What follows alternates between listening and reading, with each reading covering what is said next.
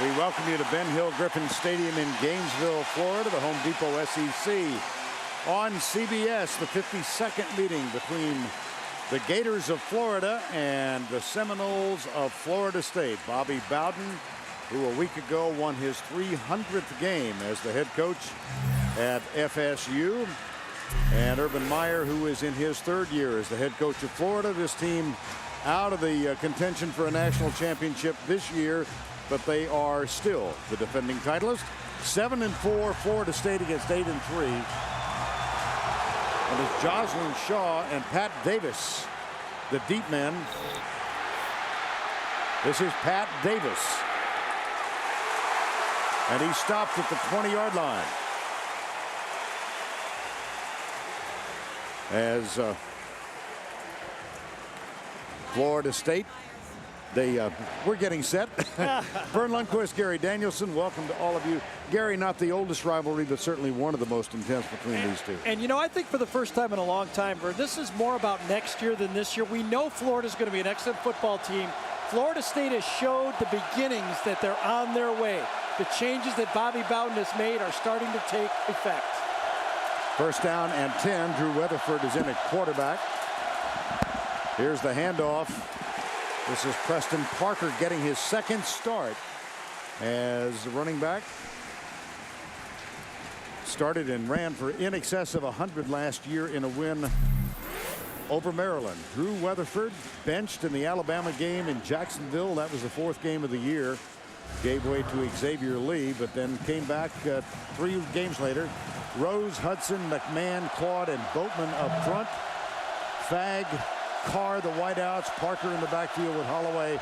The tight end is Graham. Out of the spread. They hand it off to Parker. He goes left and is spilled at the 26-yard line.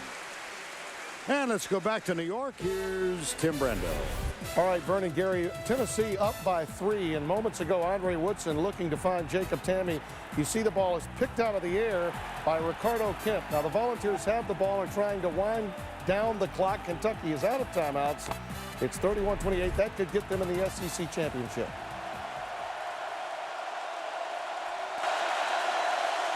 Third and 5.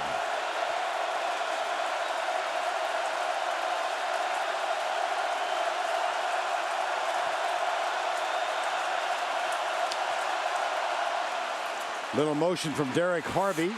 Weatherford gets around him. There is a flag down. Weatherford appears to have enough for the first down if the play stands, and I think it will. Yeah, they'll probably decline it because Weatherford saw the offsides right in front of him with Harvey. You know, all those defensive linemen are trying to time up that silent snap count, and that time Harvey didn't time it up, and he jumped into the neutral zone.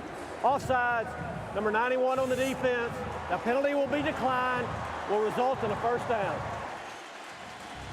Yeah, we continue with the lineups. Here's Harvey, McMillan, Pouncey, and Cunningham on the front 4. Jones, Brandon Spikes, Dustin Doe are the linebackers, and the secondary suspect, Wandy, Pierre-Louis, Wright, Joyner, and Joe Hayden. Now let's double check and make sure Hayden is out there. He is not. He's not out there. Joe Hayden is not starting. And Jacques Rickerson, number 23, is out at right corner.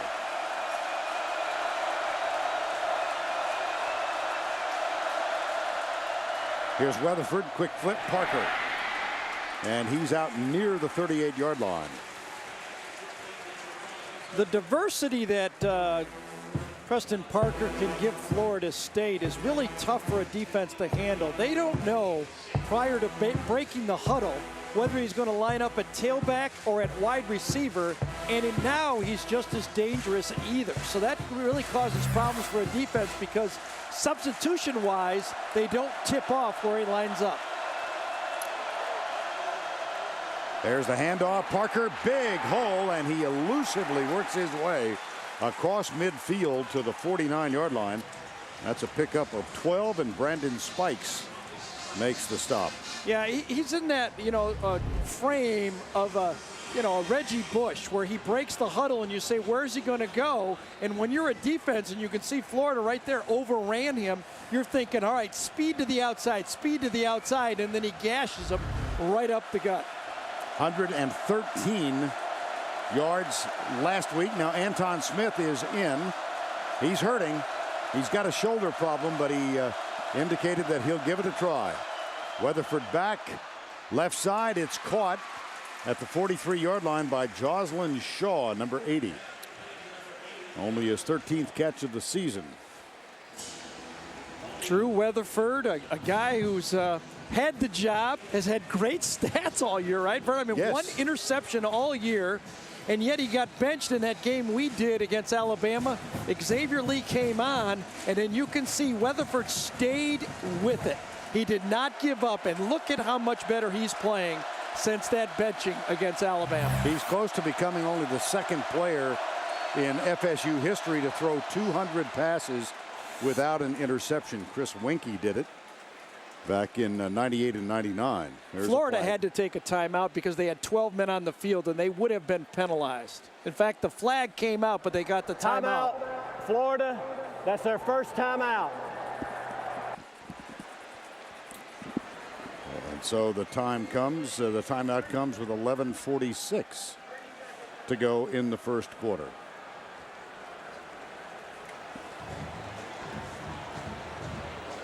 Well, and you know, I think, Vern, he won this football team over in that Alabama game when he got benched. And we noticed at that time, remember, right. I sure during do. a touchdown by Xavier Lee, it was a touchdown pass, and it's your guy that replaced you, and you stay involved, and you're excited. His teammates noticed that. And when he got his shot again, they said, we'll play for this guy. And when he came back, his numbers have been outstanding, and this Florida State defense has really offense has really progressed. Well, he has now thrown 199 passes without an interception. He has the one you see on the right side of the graphic this year. 60%, 1,600 yards. 2nd down and 2.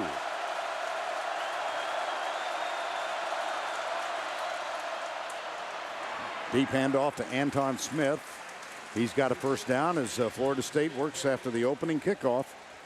And they've got a first down at the 36-yard line. See, if you're looking at the Florida defense, you're saying, where really do I want to attack? I mean, they're very injured in the defensive tackle spot, and they're very weak in the secondary. So now you're saying, what do I really want to do? And I think the plan is both.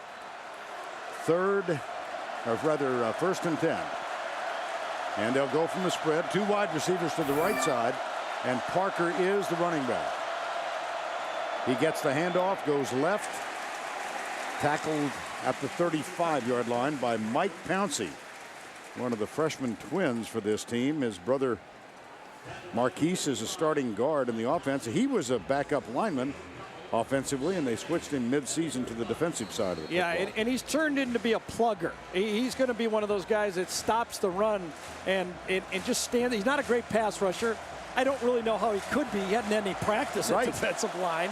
So he's in there just taking up big space and has done a good job. 2nd down and 8.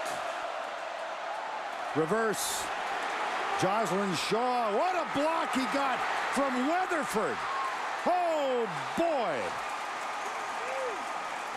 The quarterback leads the way and cuts out a defender. Well, he won his team over by staying in this football team when he got benched. And then he continues to do it. As you can see, all the flow goes one way, and then this is wide open. He gets Major right here. Look at that outside leg. You throw at that outside knee, and that's exactly what he did. Great block by Drew Weatherford and a pickup of 25 yards. First down at the 11-yard line. Preston Parker is the running back. Play fake. Weatherford got a man open. Tipped. And incomplete. Major right. Now let's update you on Tennessee and Kentucky. Here's Tim. All right, Vern, Kentucky did get the ball back, and on a crucial 3rd and 11, Andre Woodson 16 yards to Jacob Tamme. They've got the ball near midfield. I do want to make a correction. There are 2 timeouts left, so ample time for Kentucky to either tie or take the lead in this game. Back to you. All right, Tim. And we've watched so many of these games, we're not surprised by anything, are we? No. No. 2nd down, 10. Quarterback draw. Weatherford down at the 3-yard line. Tackle made by Brandon Spikes. Under 10 to go first quarter. It's 3rd and 2. Example again now. Preston Parker. Now he was a go-to wide receiver who is now lining up at tailback. When he went in motion that time, he matched up with a linebacker. In fact, Preston Parker, after the play, put his hands on his head and said, "I can't believe who they're trying to cover me with. Why aren't you throwing me the ball?" 3rd and 2.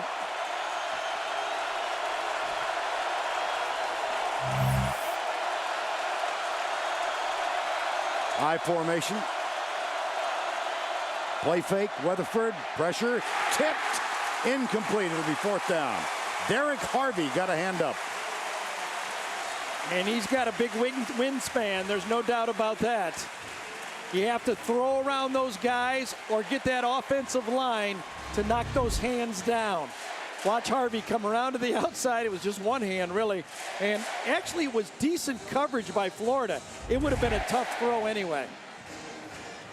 That'll bring on Gary Sismasia. He's 23 of 29 for the season. This will be a chip shot, 21 yards away.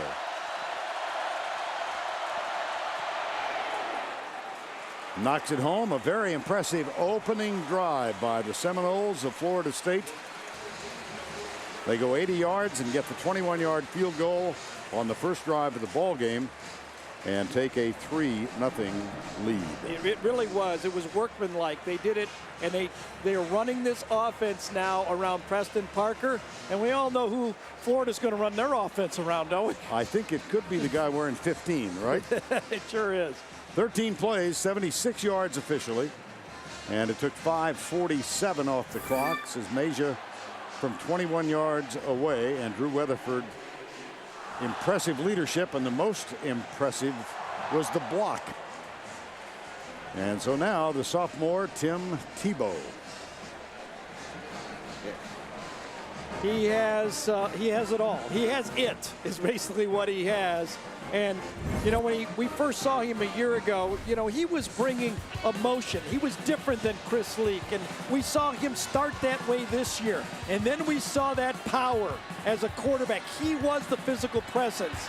And now lately, he is learning how to become a quarterback. And now he's really becoming lethal because he's got 4 wide receivers out there. He's got a running game, and he also has the threat of running himself. Vern, I think these will be his best running stats he ever has because they're going to add a running back in the future, and he's going to become a better passer. He's never going to have to play like he did this year. And this guy right here, me, didn't think he could do it. I did not think he could survive the SEC doing what he has done this year. Well, survive and surpass. 26 and 20. Absolutely. The first player in NCAA history to throw for more than 20 and to run. Here's a squib kick, and the Gators will take it at the 37-yard line. And there's a scrum out at the 48-yard line. I don't mind the squib kick, but that was too conservative. You're conceding 40-yard line field position to Florida. That's going to be tough on your defense.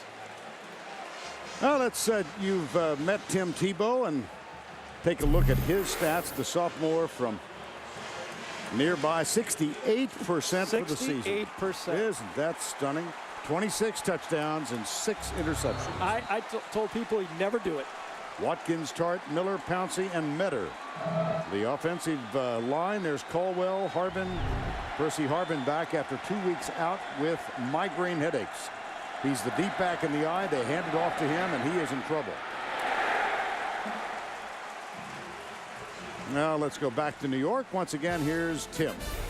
All right, Vern, Andre Woodson continues this drive, keeping it alive on a 3rd and 3, hitting Raphael Little. They are setting up for a potential game-tying field goal. The ball at the 33 now. 1 timeout remaining for the Big Blue. Back to you, Vern. All right, thank you, Tim. It's 3-0 here with 8:34 to go in the first. And here is Tebow with an empty backfield. Goes short to Cornelius Ingram. And Ingram inside the 45 on the second down play. Derek Nicholson makes the stop after a gain of 13. Defensively for the Seminoles, Brown, Thacker, Fluellen, Neefe, Moffitt up front. The linebackers are Watson, Nicholson, and Gino Hayes. And the secondary, Carter, Williams, Roll, and Robinson, who has 6 interceptions for the season. Keyston Moore is in the backfield along with Percy Harvin. They hand it off to Keyston Moore. He comes left and doesn't get much. That's basically the innovation that Urban Meyer has brought to college football. He and Rich Rodriguez basically are the 2 guys. It is almost a triple option out of shotgun formation. We've seen everybody do it. We even saw Derek McFadden do it yesterday, didn't we? Yes. Same play. 2nd down and 9 after the 1-yard gain. 3-0 here midway through quarter number 1.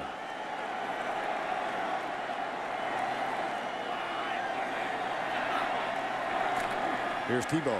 Puts it in Harvin's belly, brings it out, throws it away as he's being chased. And once again, let's get you back to New York. Here's Tim. The drive continues, Vern, as you see Andre Woodson going to Dickie Lyons. This is a 3rd and 15 play. And just a completion moments ago, a complete pass inside the 5-yard line. So a chance for Kentucky to win it outright. Lona Sieber also with a chance to tie it potentially. We'll keep you posted. All right, Tim. Of course, so much on the line. If Tennessee wins, they face LSU next week in Atlanta. If Kentucky wins, it's going to be Georgia against LSU. 3rd and 9. 3-0 here. This is the down, 3rd and long that FSU's defense must win. Blitz. Tebow. Oh, he's getting a big rush from the corner. There's timeout. Ah. And there's a flag down as well.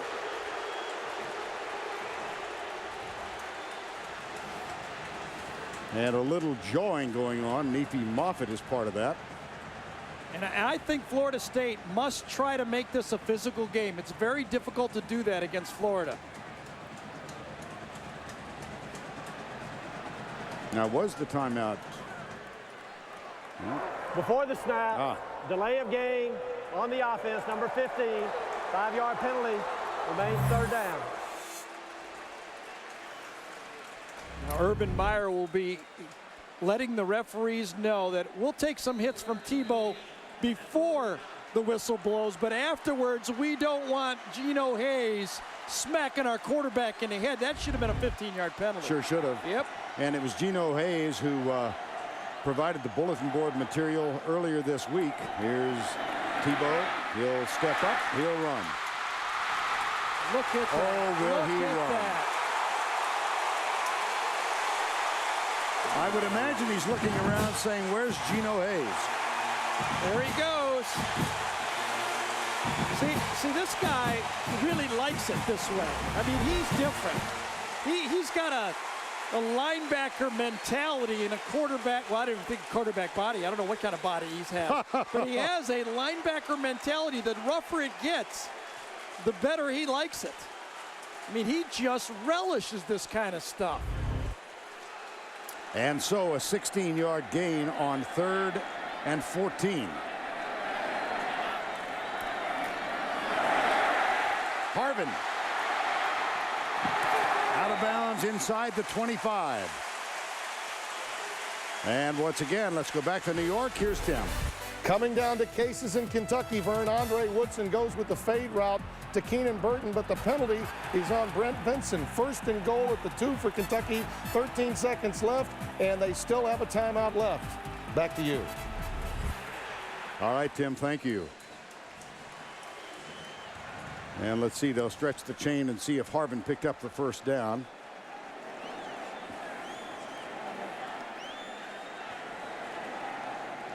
Second and inches.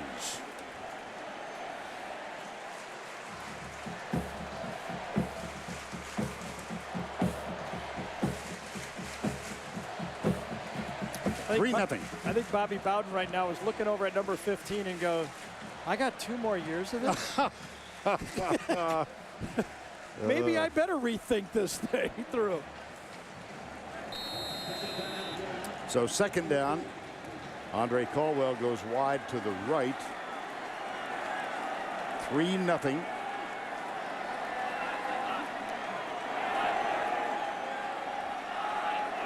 And here's Tebow with the empty backfield again. Steps in under pressure. How about that? Here's Tebow. Touchdown, Florida.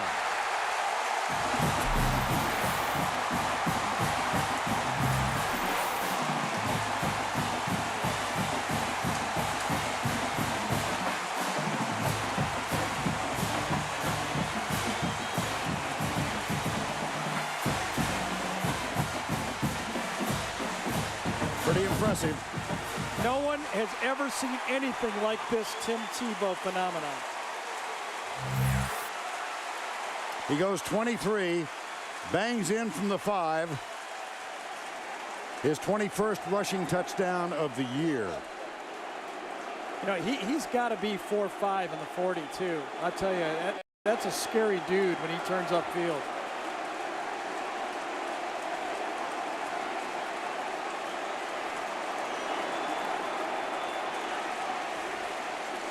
He should have been sacked. Yes.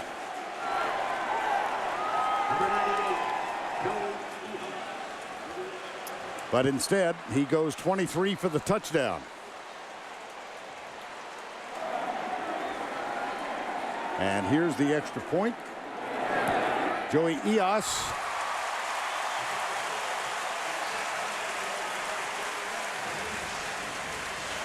And 7-3 here. Let's go back to Tim. All right, Vern, this could be the game-tying field goal with 1 second left. Craig Bolerjack ready for the call, and we've got a timeout being taken. So 1 second left. Let's listen in to Craig Bolerjack and Steve Burlock. This game, can you believe the SEC? Triple overtime at Baton Rouge. Last night. Today we're just on the brink of overtime, and yet to come Florida State. Now, we don't want to assume anything. That Siebert, that young man's got the weight of the world on his shoulders. Everybody in this stadium and all the pressure these senior class has of trying to end that 22-year streak. But yeah, you sit there and think, man, this is probably going to go to overtime. This SEC is unbelievable. I mean, every weekend there's a storyline, whether you knock off #1 or you have triple overtime. And there's a reason why the SEC has commitments to have at least 8 teams in the bowl games. At least 8 teams, possibly 9. What, you're telling me they play good football? They play good. They know how to play football, and I'll tell you, these coaches know how to coach, and these players, they lay it on the line every week. They have to. It's hard to win a ball game in this league.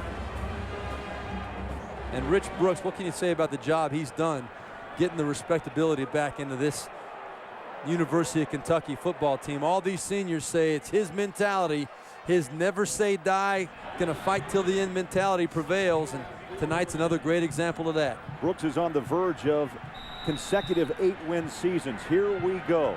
Lona Siebert, sophomore, Knoxville, Tennessee, 20-yard field goal will send it in to overtime. That's where we're headed.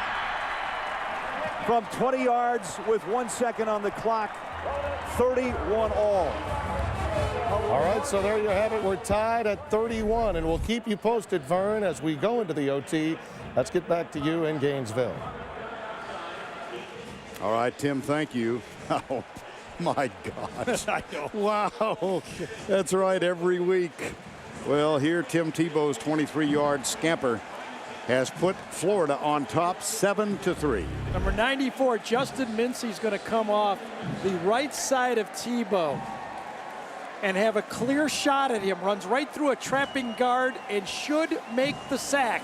Gino Hayes misses the tackle, and from there on in, it's just a guy you have to take on straight on, because if you don't, he's running 4.5 and he's 240 pounds. And so his 21st rushing touchdown of the season, followed by the extra point, puts Florida on top 7-3. You wonder if he wouldn't have hurt that shoulder, where would Florida be now?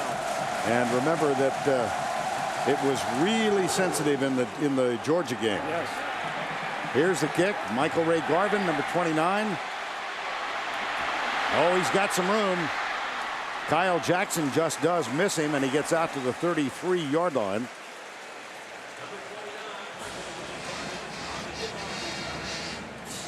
As we've mentioned, 21 touchdowns for Tim Tebow. Most rushing touchdowns. He surpassed Garrison Hurst, who had 19. Sean Alexander, Alabama, 19. LeBrandon Tofield. That's a trio of pretty decent running backs. Yeah, I think he's passing a lot of people this year. First down and 10. 6:22 to go, opening quarter. Blitz. No, it wasn't a blitz. It was just a heck of an escape by Cunningham, and the ball comes out. Yeah, there's the flag. Yeah, intentional grounding. Yep. You know, with Cunningham and Harvey, that is probably the weakest point for this Florida State offense that they're worried about. Can their tackles block these speed rushers from the outside? Intentional grounding. Number 11 on the offense. The ball did not cross the line of scrimmage. Loss of down at the spot of the foul. Doesn't really mean much. He was going to get sacked anyway. The penalty is basically where he was before. That was actually a bust in protection. You never turn the end loose and block the outside blitzer. That was just a bust in protection. That's why you called it a blitz. It was a blitz. They blocked the wrong guy. Yeah. Second and 18. 7-3, 6:16 to go. Preston Parker is the running back.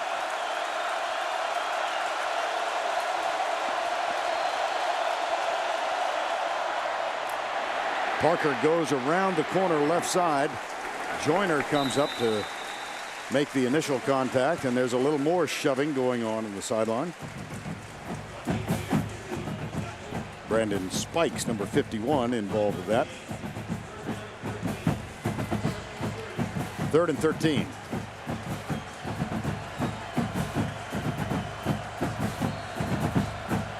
Can Florida State find some matchups in the secondary? Of course they can. Their receivers are bigger than anybody Florida has, and they should be able to throw it anytime they want to out there, man-to-man coverage. Well, you got Carr at 6'6", Fag at 6'3". The two primary wideouts. There are 3 wides on the field here. Gators bring 5. Rutherford chased as he rolls right. He is nailed as he lets it go by Justin Tratto,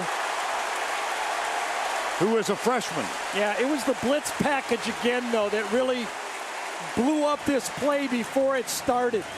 Florida State must patch up their protection. Watch Joyner come inside and free. Watch him.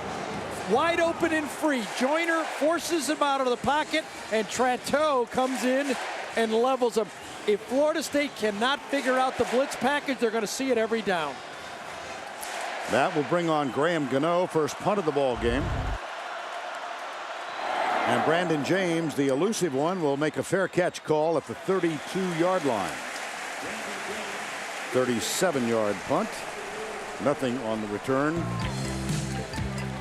Tomorrow on Cold Case, he was class valedictorian, good-looking, charming, and popular. So why did every co-ed on campus want him dead? Find out on an all-new Cold Case tomorrow at 9, 8 Central on CBS.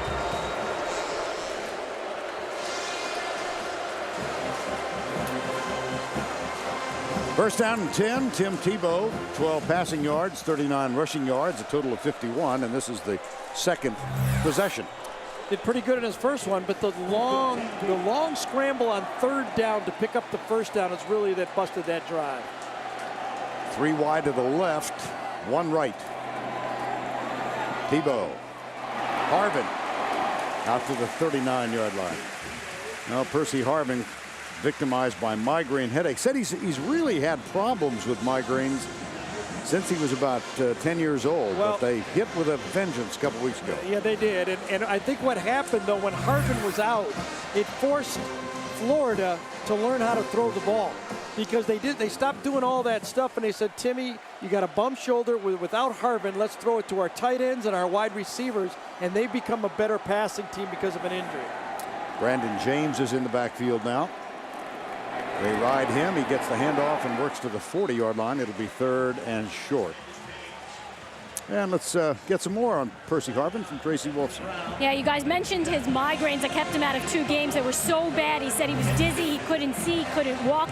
He was consistently in and out of the hospital. He was in so much pain, he had to just lay motionless with the lights out, and often he couldn't even sleep. He cried himself to sleep. He threw up 30 times a day, but finally they found a medication that worked, and he said he feels a lot better. Practice Monday and is back out here today. All right, Trace. Brandon James stays on the field on 3rd and 2. Tebow backs up across the middle, caught by Caldwell. And Caldwell has a first down out to the 48-yard line. Dakota Watson, number 36, with the tackle. I really believe, and I've thought this for 2 years, and every defensive coordinator I talk to argues with me, and I guess they're right, but I don't see how you can play zone against this crossing 5-receiver offense. You get too many easy throws. Look at that. You get Harvin in space, that's basically giving them a first down if you don't get a sack. I think the way to play him is the way Arkansas played him last year. Couple of free safeties and man underneath. First down and 10. Here's Tebow. Harvin. Oh, boy. Once he's into the secondary, he becomes a special player. Let's go back to New York once again. Here's Tim Brando. All right, Vern, as you know, we're in overtime. First overtime, Andre Woodson throws 2 passes, 2 completions, and a touchdown. Look at the cushion Keenan Burton has to get in. The extra point is good. 38-31. Tennessee's turn next. Back to you, Vern. All right, Tim, thank you. 7-3 here. It's first down and 10, Florida, on Harvin's scamper. Lewis Murphy now breaks the huddle and goes wide to the right side.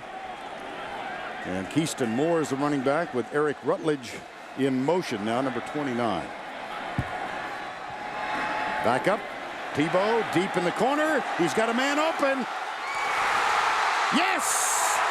Lewis Murphy.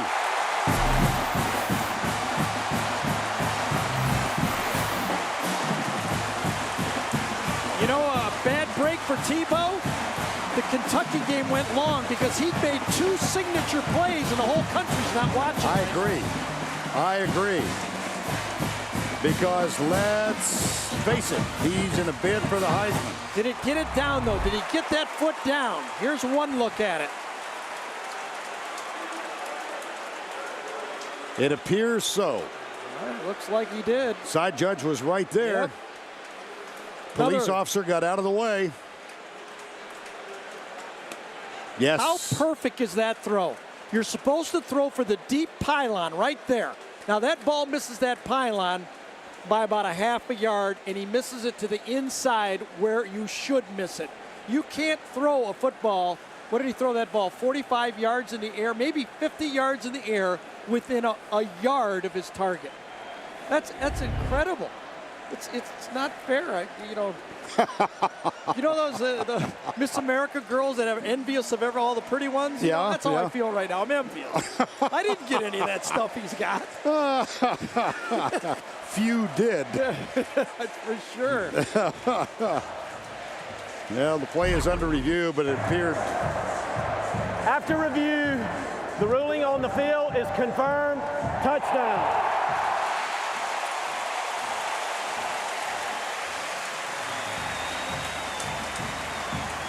Gary, you make a very good point. He's had 2 terrific plays, and the state of Florida has seen them both. That's exactly right. Now, they'll catch him on replay, obviously, but live is always dramatic. Ehas with the extra point. It's up and good.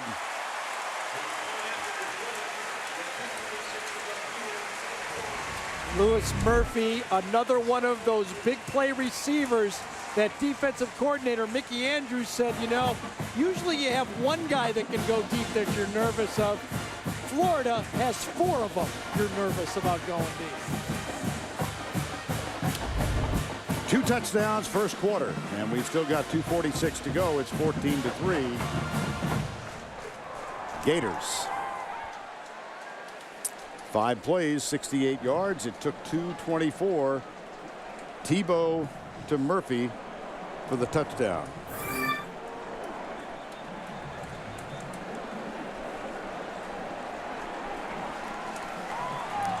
And so now Tebow will rest. Eos will kick off. 13 straight with both. Yeah, and you know they're the only team in the country that has run and passed for a touchdown in every game this year. Might be because they got that guy. Joslyn Shaw and Michael Ray Garvin are the deep men now. Well, Florida State now, you know, they came out with some bravado. They had a good first drive. Can they figure out how to pass protect? That's the key, or they're going to get blown out. Here's the kick. Garvin drifts back. He will bring it out from 2 yards into the end zone. Cut down at the 23-yard line. Brandon Hicks. Well, this, as we mentioned at the outset, this is not the oldest rivalry. The first meeting was 1958, Florida State. It took place here in Gainesville at what was then called Florida Field. Led by a block punt recovered for a touchdown and strong defense, the Gators won the inaugural game 21-7, beginning a 6-game unbeaten streak against their in-state rivals, and they've won the last 3. And that, you know, all those historical things are great to look at. The most important thing for this rivalry right now, Florida has won the last 3.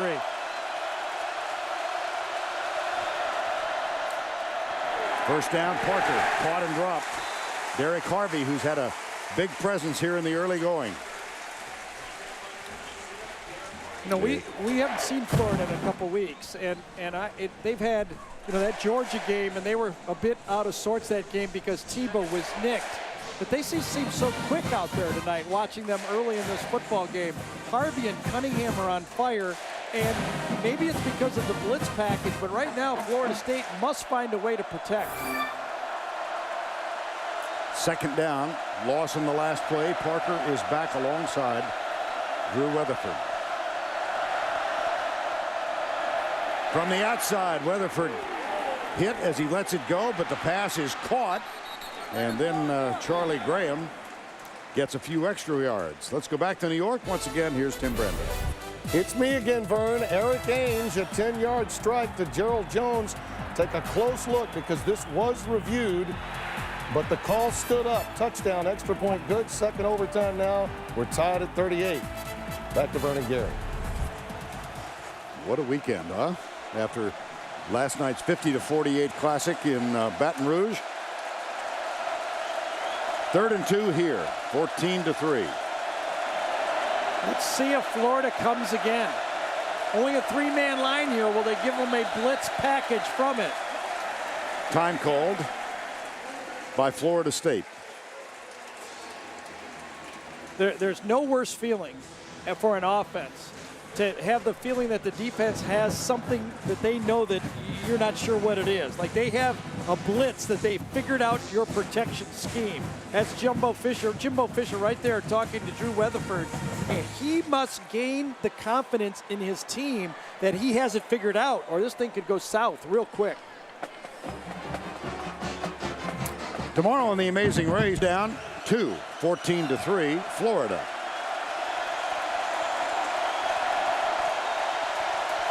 This is the matchup you'd like right here. He's going to have linebackers on him. Preston Parker. Oops, little motion. And the ball is delivered. There are 2 flags down. Should be an automatic first down here. Yeah, I think so.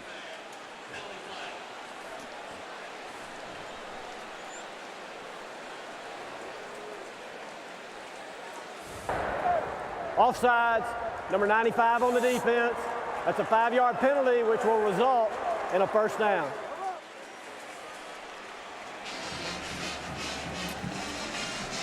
And so they march off 5. And it's hard to, if you're a Florida fan, really be upset with penalties, because last year Florida led the country in penalties and they won the national championship. Right. So, you know, Coach, Please, don't want to hear it. First down and 10 after the 5-yarder. Preston Parker is hit, and look how elusive he is as he works his way almost back to the line of scrimmage. Well, that time it was Cunningham, number 49, and the quickness of Harvey and Cunningham are giving the two tackles trouble for Florida State. They can't hook him. Watch Cunningham right there. Watch this. He is in the backfield. They can't block him. Look at this. He just blows the play up that time, and Darren Rose had no chance, and that blew up the play. And so second down, 11. Florida State's supposed to know the snap count. They should be getting off like that. I formation. Weatherford with a play fake. Flips it left side. 3 blockers in front. And there's Parker, but he can't. Oh, yes, he can. Yes, he can. Whoa. And once again, let's go back to Tim Brando in New York. Second overtime, Eric Ainge is going to look for Lucas Taylor, Vern, but the ball is going to be tipped into the air by Trevard Lindley. Then Sam Maxwell picks it off. Kentucky will have the ball with a chance to win it with a field goal, and potential great news for Georgia and maybe even LSU, where national title hopes are concerned. Back to you. Thanks, Tim. It's a first down and 10 here as Parker avoided the tackle and picks up the first. Here's Weatherford, backs off. He knows A.J. Jones is coming right here. Here he comes. Weatherford comes near side. Oh, was that ever close?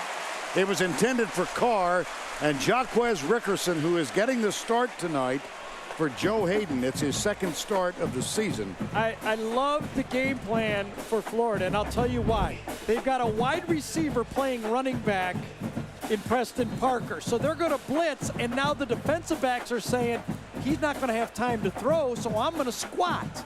And what happens here, they don't believe that Preston Parker can pick up the blitzes. How much practice could he have had? And if they're coming at him with linebackers, they feel that's a good matchup. Anton Smith is out there now on second down and 10. Weatherford will keep it, go left. He's got a blocker in front. Look at him motor. First down at the 40-yard line. See, that evens it up. That's why it's hard to blitz Florida. They even it up with the quarterback run. Let's go back to Tim Brando in New York. All right, Vern, this is Kentucky's chance to win it in the second overtime. Lona Sieber lining up.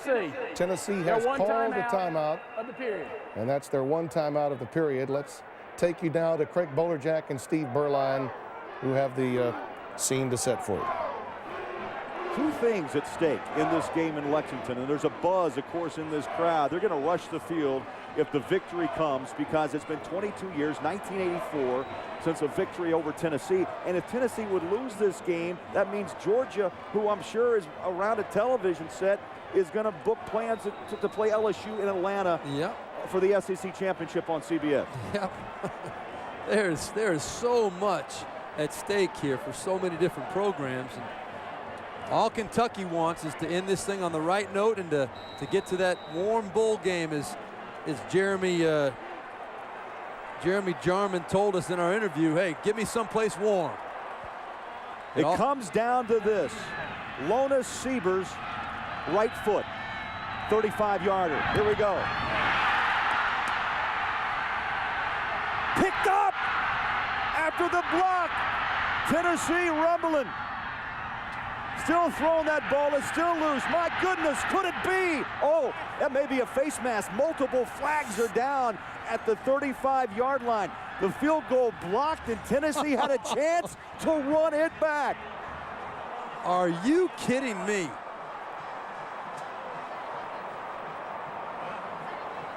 I don't think the penalty will affect anything because Tennessee was on defense. They can't run their kicker out, and it just becomes... Well, I'm sure you're not surprised, Vern. It is business as usual in the Southeastern Conference. Let's get back now to Gainesville. We'll keep you posted on overtime in Lexington. No, Tim, I'm not surprised at all. We've reached the second quarter here at Ben Hill Griffin Stadium. It's 14-3. Florida State has the ball and a first down. As they switch ends, they've got the ball just inside the 40-yard line at the 39. Most interesting thing in my mind so far in this football game is you've got Preston Parker, who's a mismatch when he goes out for a pass towards Florida State, but when he stays in the backfield, it's a mismatch for Florida. It's a very, very interesting kind of chess or checker game going on right now. 14-3, first down and 10. Weatherford deep left side for Parker. Incomplete. Flag is down as well.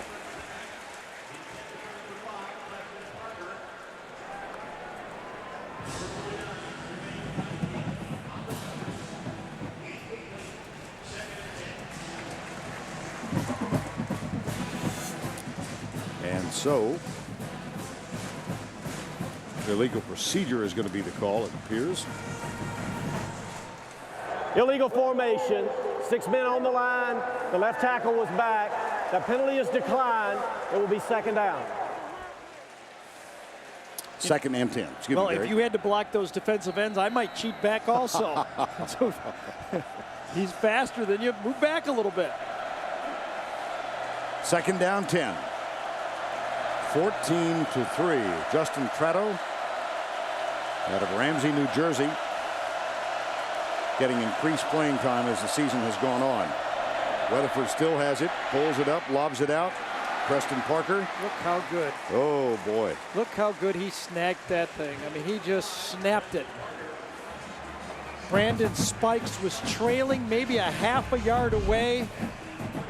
You're going to see him come right out, just come right into the area right there. And Weatherford gets a player in his face as he throws it and makes a good throw. But look at that, that's fairly decent coverage. And Preston Parker catches it and turns up. See, when he comes out of the backfield, he's a mismatch. When he stays in the backfield, he's a mismatch for each team. First down and 10. Parker with 55 yards. Anton Smith is in there now. He gets the handoff.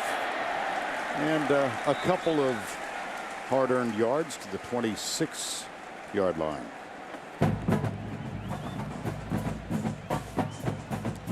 14-3, opening minute of the second quarter. Second down and 9. Now, one of the things you can't do if you're Florida State is panic and give up your game plan. Both defensive lines start out the games quick with a lot of energy. Usually as you wear them down with the running game and throw, they'll slow down. 14 runs, 10 passes thus far. This is the 25th play on offense. Weatherford will throw it, and it's intended left side for Greg Carr. You know, that wasn't a great throw, but you've seen, and that's very difficult for those big, tall receivers to go down and make those catches below their waist. Now, this one, Greg Carr, who used to be a jump ball catcher, now he's learned how to be a receiver. He goes down, catches it, and gets down. That's where you want to throw those things. 3rd and 1. And I think it's 4-down territory. They either make this, yes, they'll go for it again, I think. Florida's had the ball for only 5 minutes and 9 seconds. Made the most of that time. It's 3rd and short. Timeout. Florida State. That is their second, so 1 remaining. Kind of a pretty night, huh? Yeah, well, a lot of things have happened with that full moon. Last night was one of them. You know, moon over Gainesville doesn't sound quite as no, you got to nice work as on it. We got to work moon on over Miami. We got to work on the lyrics on that one. Yeah. Orbit over Gainesville. The CBS Sports Store is the perfect place to save big on gifts for all the sports fans in your life. Today only, you can save 20% on all officially licensed NCAA jerseys and caps. Get it now at cbssportsstore.com.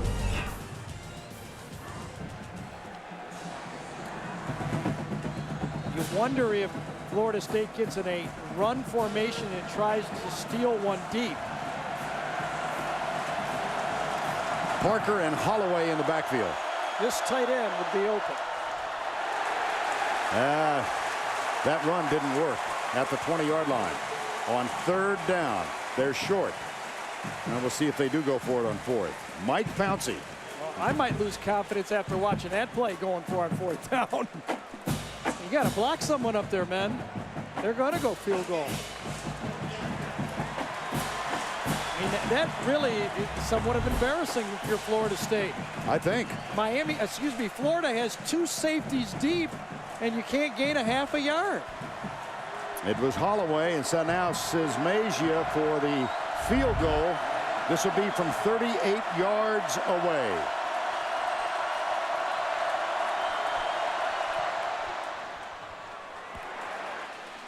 Good. So Gary Sismasia, the senior from Parrish, Florida, is 2 for 2 tonight. It's 14-6 with 12:22 to go in the first half. Florida State has shown that they can move the ball, even though the protections have been giving them problems. But now, can they stop Florida? That's the next question. Bobby Bowden's first win in this historic rivalry, and this is the 34th game he's coached. It came in 1977. Seminole quarterback Jimmy Jordan threw 4 touchdown passes on the day, 3 of them to Roger Overby, as Florida State coasted to a 37-9 victory in Gainesville, ending a 9-game losing streak to the Gators in the process. And once again, let's go back to New York and check in with Tim Brando. All right, remember now, fellas, in the third overtime, you have to go for 2. Andre Woodson is going to hit Keenan Bird an 11-yard strike, so they're up 6. They go for 2, and Woodson has the pass picked off. But watch this. It's knocked away. It could have been recovered for the conversion, but it was knocked out of bounds by Tennessee. Tennessee has the ball now in the third OT, Vern. All right, Tim. And remember, the third overtime was the overtime that Kentucky beat Florida. Right. Andre Woodson to Steve Johnson. To LSU. They beat LSU, right. Excuse me. And then the next week, this Florida team That's went right. up and beat Kentucky. We've seen a lot. And as a result, I mean, we keep going back to Tim for these updates. I'm not surprised by anything that's happening in that game. Here's the kickoff from Graham Gano, and it's short. Taken on the run by Brandon James. Looks for a block, and he comes right out of bounds at the 37-yard line. How valuable is a kickoff man nowadays in college football with moving it back to the 30-yard line? Look at this field position again.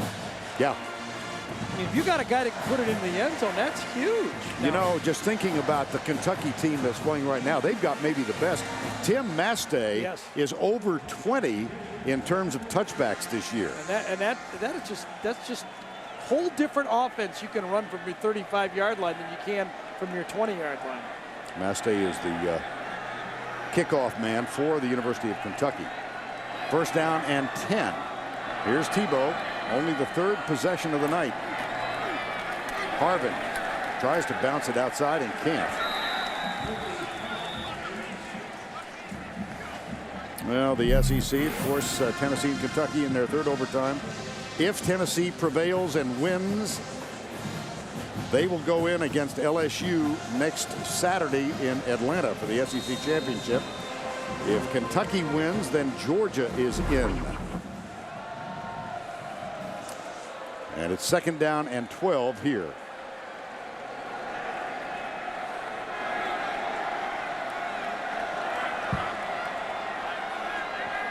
Tebow, empty backfield. Harvin now joins him.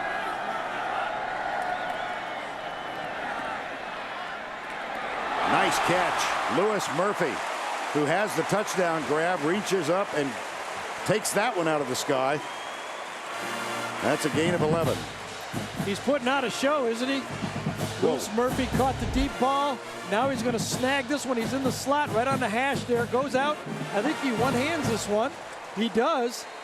All-state basketball player. His high school team won the state championship, and I bet he had some rebounds that looked just like that one. Tony Carter slipped, allowed him to get free. And it's a 3rd down and short. Yeah, watch the deep ball here. Oh, nope, it wasn't. No. Flagged. This one apparently will go against. Well, let's wait.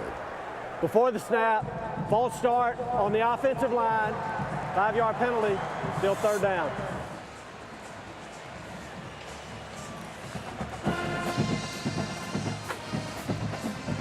See if somebody moved just a bit. Had to have been the right guard, was it, that time? Maurice Pouncey, the brother of Michael. I'll believe you. It was, Iffy. well, couldn't really tell. 3rd and 6. 14-6 is the score. Tebow, he's got Ingram. And a first down for the Gators at the 41.5-yard line. 17-yard gain. The Florida State linebacker came clean, but watched the quick throw to the outside. Just go out, stop, turn around. That's a mismatch right there. Been a mismatch all year, and now finally Cornelius Ingram is healthy again. Last 3 or 4 games, he's back to the old CI.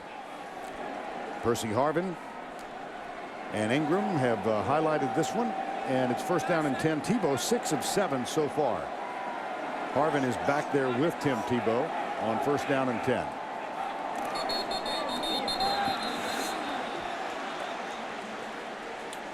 Well, and let's go back once again. This update from Tim Brando. Okay, Vern, so Eric Ainge gets the ball back. Plenty of cushion from Kentucky's defense. Austin Rogers takes it into the end zone, so Tennessee has to go for 2.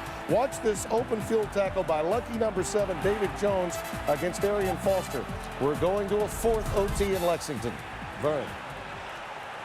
Why should we not on this Thanksgiving holiday? Wow, it's amazing. Yes, it is.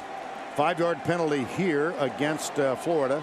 Florida State, 11 men within 5 yards. Now Keyston Moore comes wide to the right side. Here's Tebow. Little crossing pattern underneath. This is Andre Caldwell. And he's tackled at the 33-yard line. 13-yard gain.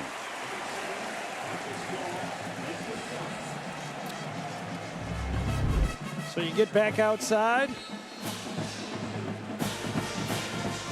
Get it in the seam again, zone defense, just find the seams. I tell you, Tebow says, you know, I just might as well look for number 5, and I'm going to wait on number 5 here. Tebow takes it, gets his feet moving, stays ready, and very compact. He's shortened that throwing motion, didn't overthrow that at all. Play fake, under pressure. He's got a man open if he can get it there. The pressure caused the incompletion as Caldwell was running free, and Tebow had to get rid of it. You know, I think Cornelius Ingram might have caused this incompletion as much as anything. He was throwing the ball to Caldwell, but Ingram sees it and runs after it and brings his man. There's Caldwell. He's got a bead on it. I think he might catch it, but in comes Ingram. See Ingram's hand right there? That you can't really help it, and Tebow did a great job. He gave ground, and just threw it up. Either his guy gets it or nobody, but Ingram sees the ball and actually gets in the way of Caldwell. Riley Cooper is on the field now, near side. Here's Tebow.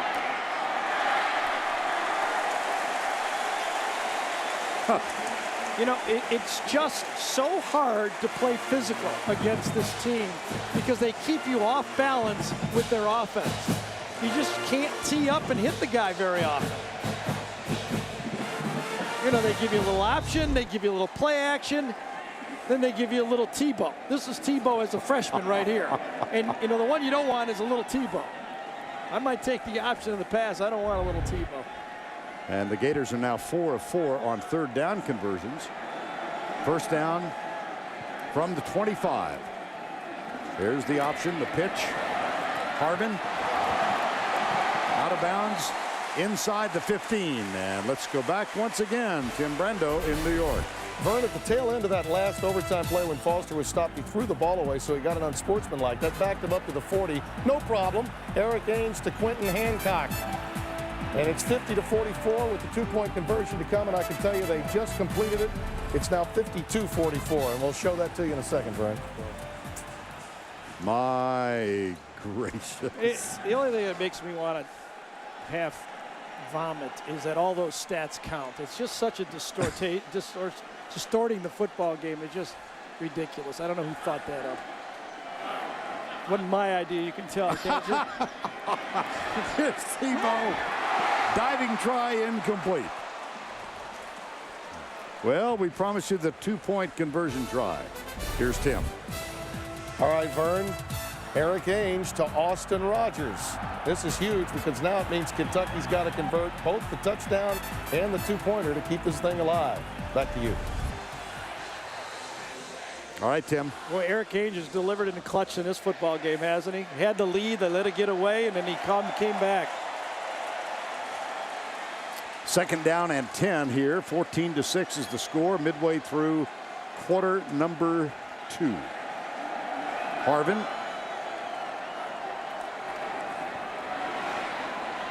Tebow finds Lewis Murphy. Touchdown, Gators.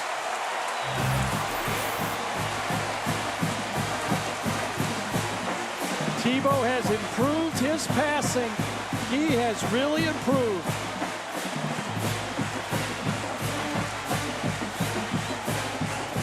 Second touchdown catch for Murphy. Second touchdown throw for Tebow. Joey Ehas will try the extra point.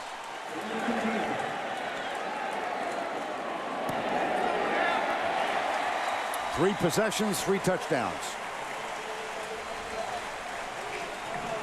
Lewis Murphy was the deep threat, and now he's learning how to run routes. Come out inside. He's got an inside technique. Look, that's too easy to beat. That is not good enough. You have to have better coverage than that. You have no chance. J.R. Bryant needs to get up. If you're going to get beat, you might as well have a chance to stop him. Back to New York. Once again, here's Tim. All right, Vern, thank you. We're going to take you now into Lexington. You see they are driving are the Wildcats. And let's listen into Craig Bolerjack and Steve Berline. 52-44, 4th overtime, Kentucky with possession. Here they are. Quarterbacks, 67 of 107 passes, 5 interceptions and 13 touchdowns. Oh, this will be long remembered. We said there's going to be a lot of balls in the air. And we've got a player hurt on the field. Tennessee player down, can't see the number at the 5. It might be Xavier Mitchell again. I saw a 3 in there.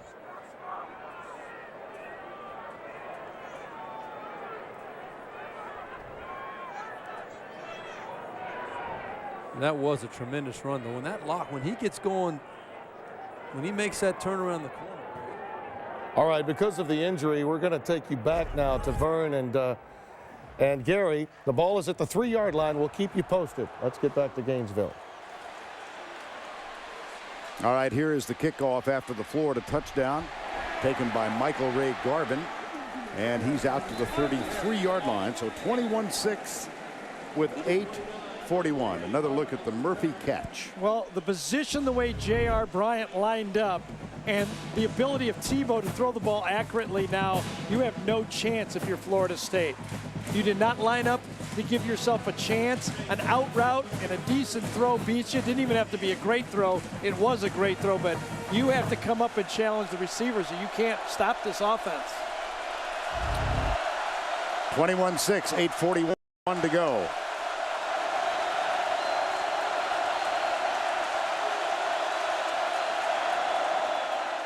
Parker nailed. Brandon Spikes got him.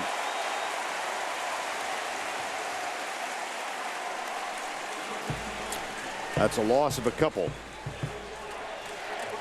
Brandon Spikes is an oversized linebacker. He's lined up right there, and he's going to come off with a stunt and runs right through the block by Shannon Boatman. Right through the block. Puts a little movement on, and Boatman can't find him. 2nd down, 11. Weatherford, spread formation. Oh, they found a gap on the left side, and Parker bangs through it. Boy, is he a good-looking player. Yes. Out to the 46-yard line. That's a gain of 14 and a first down, Florida State. He really is the best-looking player on Florida State's team. I mean, it's not even close. He plays aggressively. He plays fluidly. Just watch him take this handoff and just burst. Attacks the line of scrimmage and just gashes right through, run through arm tackles and takes on the safety. He is a guy who looks like he's played running back his whole life. And this is his second game. Yes. First down and 10.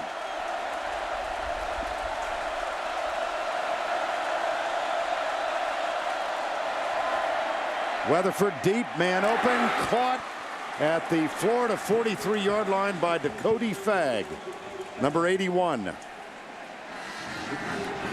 Looks pretty obvious here that if you can't put pressure on Drew Weatherford, this Florida secondary can't hold up. And they just can't. Look at this mismatch right here. Just a complete breakdown in the coverage. Two players go up for the, I don't know, screen pass, I guess they thought it was. They leave Dakota Fagg wide open in the middle of the field. Greg Carr breaks wide right on first down and 10. Weatherford goes for Carr. Little stutter step. And a flag. Yes, he did. He got held. That was Wandy Pierre-Louis, number 4, who was defending. That's a good end zone to throw the deep ball. Tebow did it, but, you know, it's just a 15-yard penalty here. Right.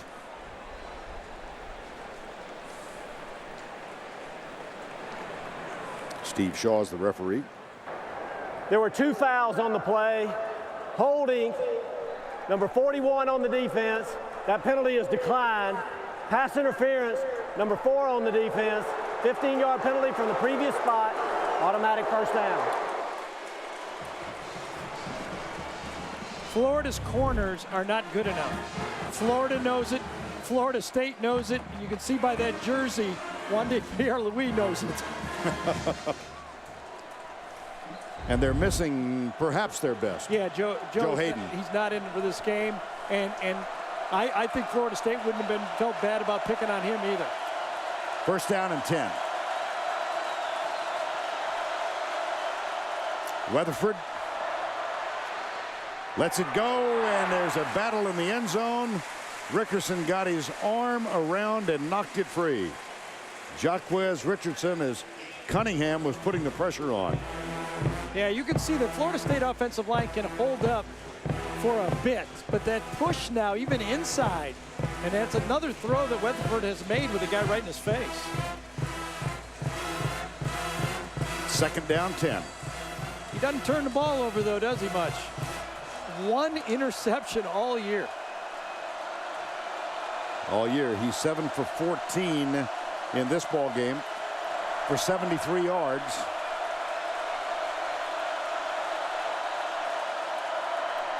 Left side, oh, bad pass.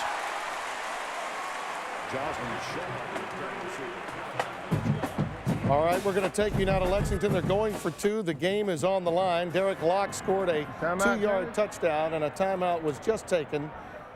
And we're going to take you back to Gainesville. We'll get you back when the 2-point conversion takes place. It's now 52-50 Tennessee in the 4th overtime. Vern? Tim, thank you. I've known you a long, long time, and it's a pleasure to have you as a part of a 3-man booth. It's working, though. It's a good game going on You there. bet. Third down and 10.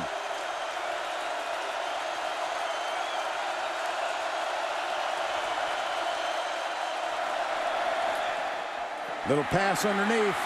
This is Dakota Fagg, and he's going to have a first down just outside the 10-yard line. Boy, Jimbo Fisher caught him in the perfect defense that time. Actually, Florida misaligned to begin with, and then Jimbo right there showed one of his trademark plays, the wide receiver screen. He's going to get the blitz coming from the wide side of the field right there, and he throws the wide receiver breakout screen right into it. It's a perfect call. And that's good for a first down just outside the 10. First and 10, Florida State.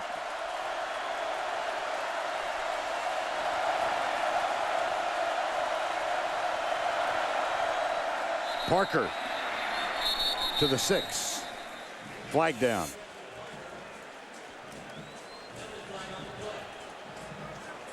Well, that is a good-looking football player right there, Parker.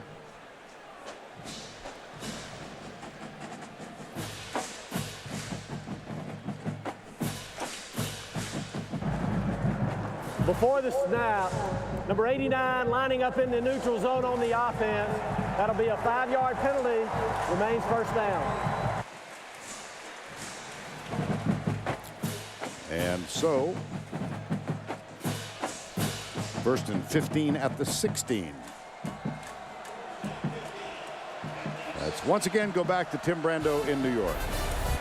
All right, Vern, the 2-point conversion coming up. And we told you about it. Antonio Reynolds, number 89, is going to make the big defensive play, sacking Woodson. So Tennessee is on its way to the SEC championship. You'll have it next week against LSU right here on CBS. All right, Vern, I think I'm done now. Okay, Tim. You're welcome back anytime. Weatherford finds the receiver. A little inside pass again. This is Preston Parker. And well, congratulations to the Tennessee Volunteers. Yeah, a lot of people had them dead on arrival. They've come back and will play LSU in the championship. Tennessee wins it 52-50. Georgia out of the SEC championship, and we'll be with everybody in Atlanta next week, Tennessee and Louisiana State. Anton Smith is on the field now, 2nd down and 12.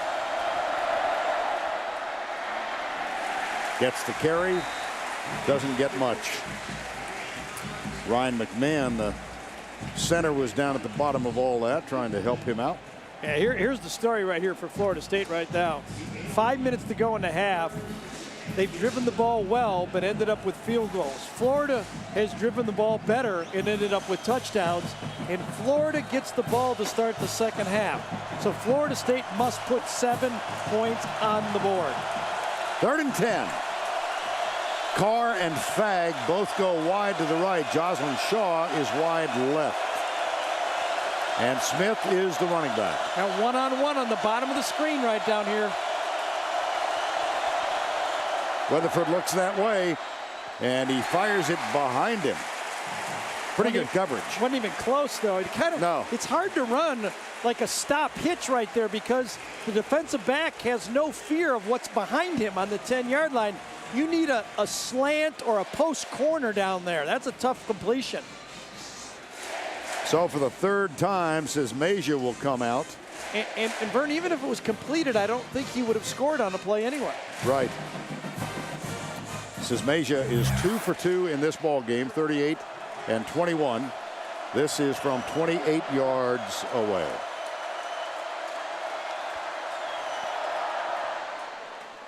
He's 3 for 3, but your point, so well taken. Yeah, it could be even worse. It could be even worse than that. Tebow's going to get it now, and then they're going to get it at the beginning of the second half. 4:21 to go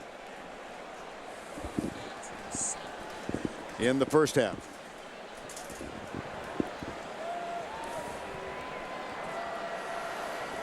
We welcome all of you who are watching that thrilling Tennessee win over Kentucky, 52-50. Vern Lundquist, Gary Danielson, and Tracy Wolfson with you here as Florida has scored 3 times, 2 Tim Tebow touchdown passes and a 23-yard Tim Tebow touchdown run. Florida State has moved the ball well, but they've had to settle for 3 field goals from Gary Sismasia. And there's Tebow. He opened the scoring on a 3rd down romp, 23 yards. He hit a 32-yard touchdown. And here's Tebow. Gary? Avoiding the sack, number 1, showing what he can do well being tough, and then showing what he can do well when he runs the ball. But this is the new Tim Tebow. The way he throws the ball, you cannot throw a deep ball better than this. Perfectly thrown, and then at the end, almost a gimme because of the right read. He puts it again to Lewis Murphy. He is showing why he's a leader for the Heisman Trophy right now. He can do it all. McFadden put on a show yesterday, and Tebow isn't backing down from anybody. Well, you see, he's 21 plays, and they've got 3 touchdowns. Yeah, they've executed perfectly offensively.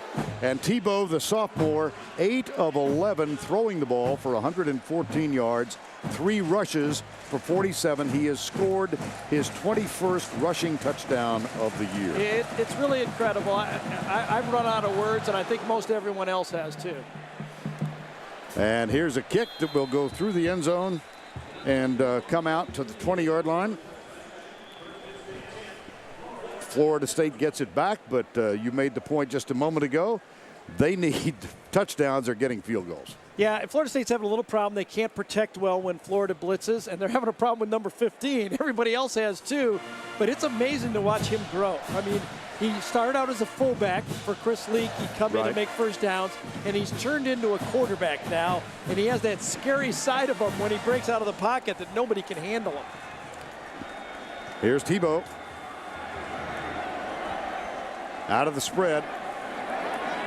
Across the middle, it's caught by Cornelius Ingram, who's a bit of a hybrid tight end wide receiver. Most people treat him as a wide receiver. The problem is he lines up very close to the line of scrimmage, and it's hard to put a corner on him. So he usually gets matched up with a strong safety or a linebacker, and frankly, they really can't handle him. He is healthy now. He had 2 touchdown passes last week, and I'm telling you, you don't want to play Florida right now. They are scary good. Well, they've got Percy Harvin healthy again. He goes back alongside Tebow. Harvin missed the last 2 games with migraine headaches. This is Harvin. Out to the 50. It's another Florida first down. Now, once again, the SEC East standings, and our congratulations to Philip Fulmer and Tennessee as they go into 4 overtimes before defeating Kentucky. They earn the right to take on LSU. They win the tiebreaker. They thumped Georgia earlier this year. They, in turn, have been thumped by Florida and Alabama. And Cal. But I tell you, 2 of those games, they were in the second half, and I believe if Ainge's finger had been healthy all year, they wouldn't have been thumped in those games. Here's Tebow. Down low for the attempted catch is Harvin. It's incomplete. Harvin is telling Urban Meyer to challenge it. He's been watching too much NFL football. He's saying he caught it, but if it is a catch, the upstairs replay official will see it. Kind of a duck of a throw, and he caught it. You know what? He did catch it. He was right. He did catch it. Absolutely. That will be reversed. And he looked right at. That will be reversed. Yep. This play is under further review. Well, the crowd reaction was from the replay on the large screen here at Ben Hill Griffin Stadium. Well, how about that? He was dead certain. Guess he knows when he catches it. This is really a duck by Timmy right here, but good enough. I wish I had some of those ducks that were caught like that. He bounced it up to himself. You could see where the officials on the field thought that bounced off the ground, but it didn't. No. Kind of interesting, Percy Harvin with those migraines, Vern. I mean, he's been giving defensive coordinators headaches all year. I guess it's only fair. You know, I mean, he is tough to match up with because he's so fast, so elusive, handles the ball and runs the ball. I mean, he really doesn't have a weakness. Really terribly sick with those migraines. Was on IVs for a while. Did come to the last game and watch it from the sidelines, but you could tell he's enjoying this evening.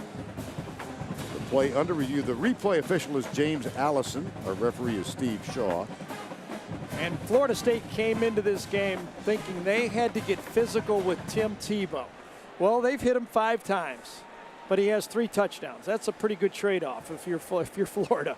Well, if you followed this rivalry in the papers this week, Geno Hayes, number 10 of Florida State, in a press conference earlier said Tebow's going down. Put that in the paper. Tell him we're gonna shatter his dreams. I really have no problem with Geno saying that. Really, I mean, how else can you beat Florida if you don't get Tim Tebow on the ground? After review, the ruling on the field is reversed. It was a catch. It will be second down on the 43-yard line. Now this is danger time for Florida State because right now there was 2nd and short. This is where Tebow and Dan Mullen, their offensive coordinator, loves the play action pass and change the scoreboard type play. 2nd and 3 at the 43. He's got Caldwell at the bottom. He's got a running formation, but he could do anything from it. And here comes Murphy at the bottom of the screen, and Ingram will join him. Well, they've got some problems here. They don't know what's going on. They might have to take a timeout here. Play clock is at 6. That was either the best designed play or the worst designed play. I think it was the worst. The word discombobulated comes to mind. Tebow's tools for success. Well, let's have a little fun with Tim Tebow here and show you why he's too tough. He's the new prototype. He is the size. SEC fans will remember David Pollock. That's how big Tebow is. He has the power in his legs. I'm not saying the speed, but he has the power and runs over you like two of the most famous ever in Walker and Bo Jackson. And he has the leadership skills of Danny Werfel, and he's got it.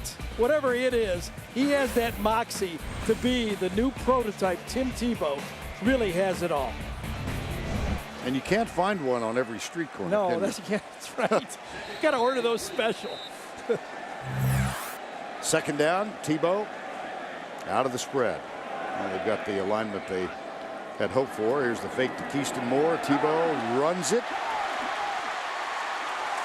just a little bit to the 32-yard line. That's a gain of 12. See this, and Tebow was taunting the Florida State bench after that play. He feels this Florida State defense overrun the play. He cuts back. Now watch when he gets tackled. He bounces up and he taunts the bench from Florida State as he runs back. He just goes after him. He says, I'm right here, and I'll be here all day. Well, when he was told about what Geno Hayes had said, Tim Tebow said, well, that is the point, right? That's to right. Get me down. Exactly. I carry the ball a lot.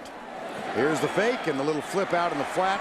Percy Harvin goes down hard at the 28-yard line. Now, there have been big guys that play quarterback. You know, remember Bobby Douglas, I just is that who? thought about him. Really? Yes. Give me another one then. Well, Tebow already throws the ball better than Bobby Douglas. See what I'm saying? I mean, this guy, he's 11 for 14 in this game. Right. I promise you, all offseason, when I was trying to be smart on all these radio shows, I said, I don't think he can complete 55% of his passes. He's up almost near 70% for the year. It's amazing what he's doing. Second down. Harvin starts in motion. Hand off Harvin. He takes off. First down at the 13-yard line.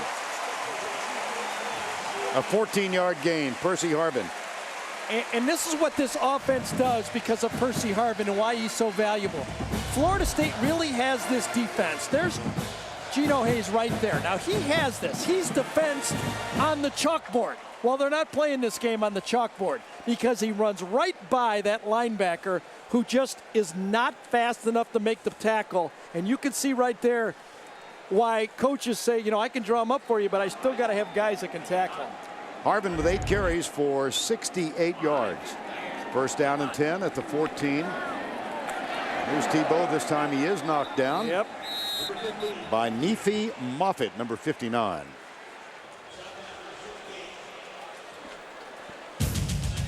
Coming up, the Geico halftime report. We're going to go back to Tim Spencer and Archie Manning, and they're going to bring us up to date on all the scores and highlights, of course. I think Tim's taking a nap. I don't think he's going to be there for halftime, do you? He's worn out. He's Tim Tebow. I mean, Tim Brando. Tim Tebow. Let's get back to the game. They remind me of each other. No. Oh, that looked pretty. Steve Shaw will sort this one out. And again, it's a must stop for Florida State. You know, if they give up a touchdown here, Florida gets the ball to start the second half. Before the snap, false start, number 73 and number 77 on the offense. 5-yard penalty, remains second down. I mean, Florida could blow this game open right here at the end of the half and the beginning of the second half, and it basically, I don't know if Florida State could catch up. They've had the ball now 4 times. They scored in the first 3. Second down and 14 with a 21-9 lead in the final 35 seconds. Got another bad formation here. Yeah, so they'll use their final timeout. CBS Sports coverage of Home Depot SEC continues after this word from your local station. This year we join the SEC in celebrating 75 years of football in the Southeastern Conference. A championship game First held in 1992. Alabama defeated the Gators in that one. Florida has been in the game 6 times. LSU will make their 4th championship game appearance. And Tennessee is in the event for the 5th time. It's Tennessee and LSU next Saturday afternoon, 4 o'clock Eastern time. 35 seconds to go in this one, 21-9, 2nd and 14. Tebow fires it. Oh, dangerously close to being picked off. Roger Williams, number 8, was about to step in front and make a grab in front of Cornelius Ingram. Yeah, that was pretty good protection by that Florida offensive line that time, but equal protection for the secondary for Florida State. See how many guys they bring. They line up 5 in the rushing position, but they only bring 3. They have a spy in the middle, and that's really what caused the problems for that pass panic. 8 people dropping, and Tim could not find anybody. Caldwell goes to the left side, one of the few seniors on this Florida team, offensively or defensively. Here's Tebow, tucks it, now fires it deep, and that's incomplete. That's the first time that the Gators have not scored a touchdown tonight. So on 4th and 14, we're going to see Joey Eos, another of the seniors. Only 14 seniors, Gary, on this team, and only 5 really are regular contributors to this team. 2 on offense and 3 on defense. And, you know, with Phil Troutline coming back next year, a starter who was hurt all year, that's a starter coming back to replace one of them. Eos from 35 yards out, perfect. Adds to the Gator lead with 18 seconds to go. Bobby Bowden's team trails 24-9.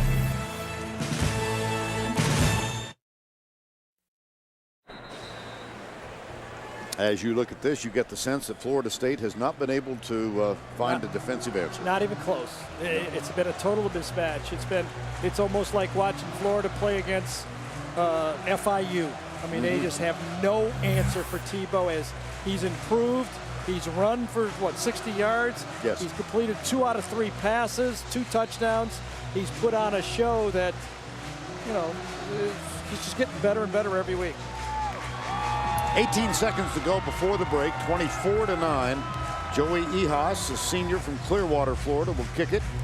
Michael Ray Garvin and Jocelyn Shaw are the 2 deep men for the Seminoles. This will be very short. Oh, it's a muff.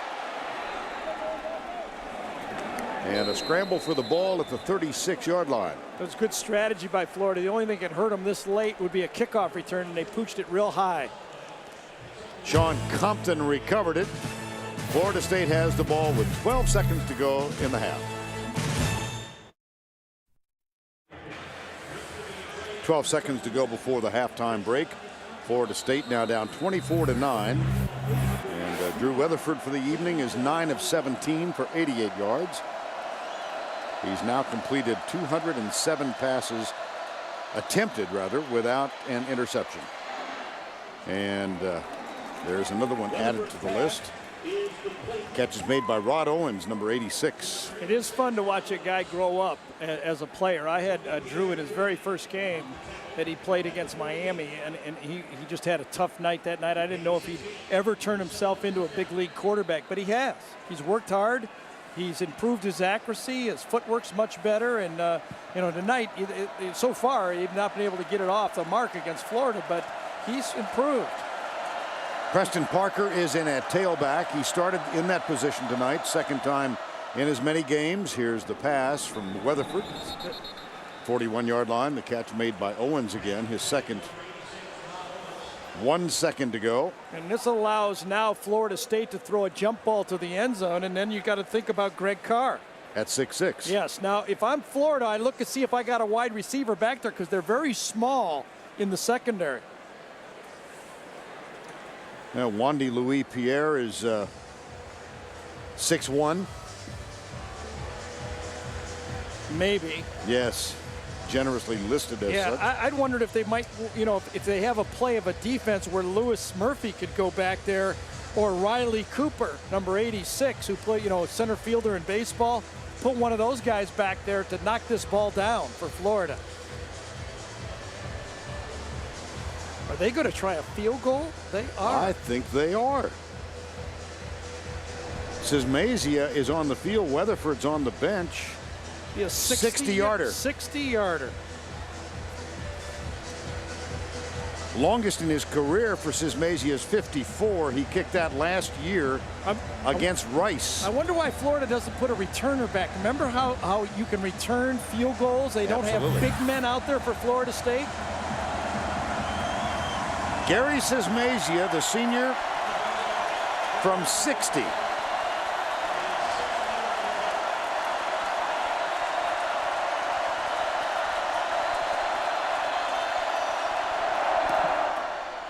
Line drive kick. Yes! Wow! Yes! Bobby's even laughing at that one. How ironic, all those field goals that he couldn't make to win games, and you get a 60-yarder at the end of half. Oh, boy. Ha! From 60 yards away, Sismazia, perfect. And it was a line drive.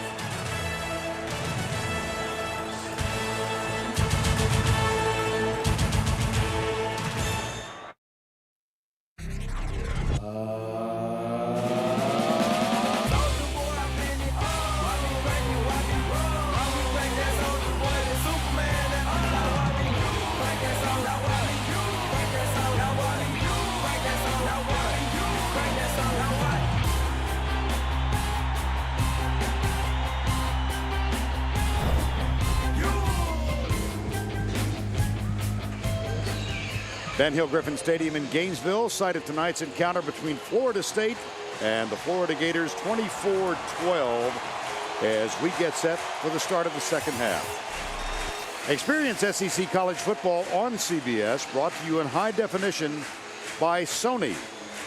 Vern Lundquist, Gary Danielson, and Tracy Wolfson with you. And the Florida State Seminoles, Gary Sismazia, longest in the NCAA this season, longest in ACC history, obviously longest for Florida State, previous best. Janikowski had one of 56 yards. And that wry smile by Bobby after that kick really said volumes about his, I don't know, bout with kickers over the year. Well, wide left or wide right, take your pick. Yeah, it crossed my mind. Graham Gano will kick off as Florida opens the third quarter with possession of the football. Brandon James is deep. Here's Gano's kick, and this will be returned by James from the 7-yard line. Watch out. Watch out, flag. This one's going to come back. Touchdown, but the play will come back. Boy, two officials threw their flag almost simultaneously, so they saw the same block from behind or push or whatever they saw. Boy, is he a bullet through there? Something. Missed the last game because of a suspension. I want to know, if you got a kicker that can kick a 60-yard field goal, why isn't he kicking off? Kickers. During the return, holding number 22 on the receiving team. 10-yard penalty from the spot of the foul. It'll be 1st and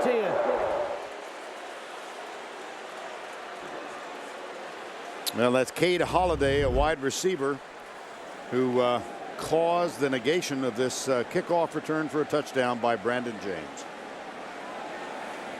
Well, I didn't really see it. It happened pretty quick, but well, he squirted through there and he was gone, all in a matter of half a second.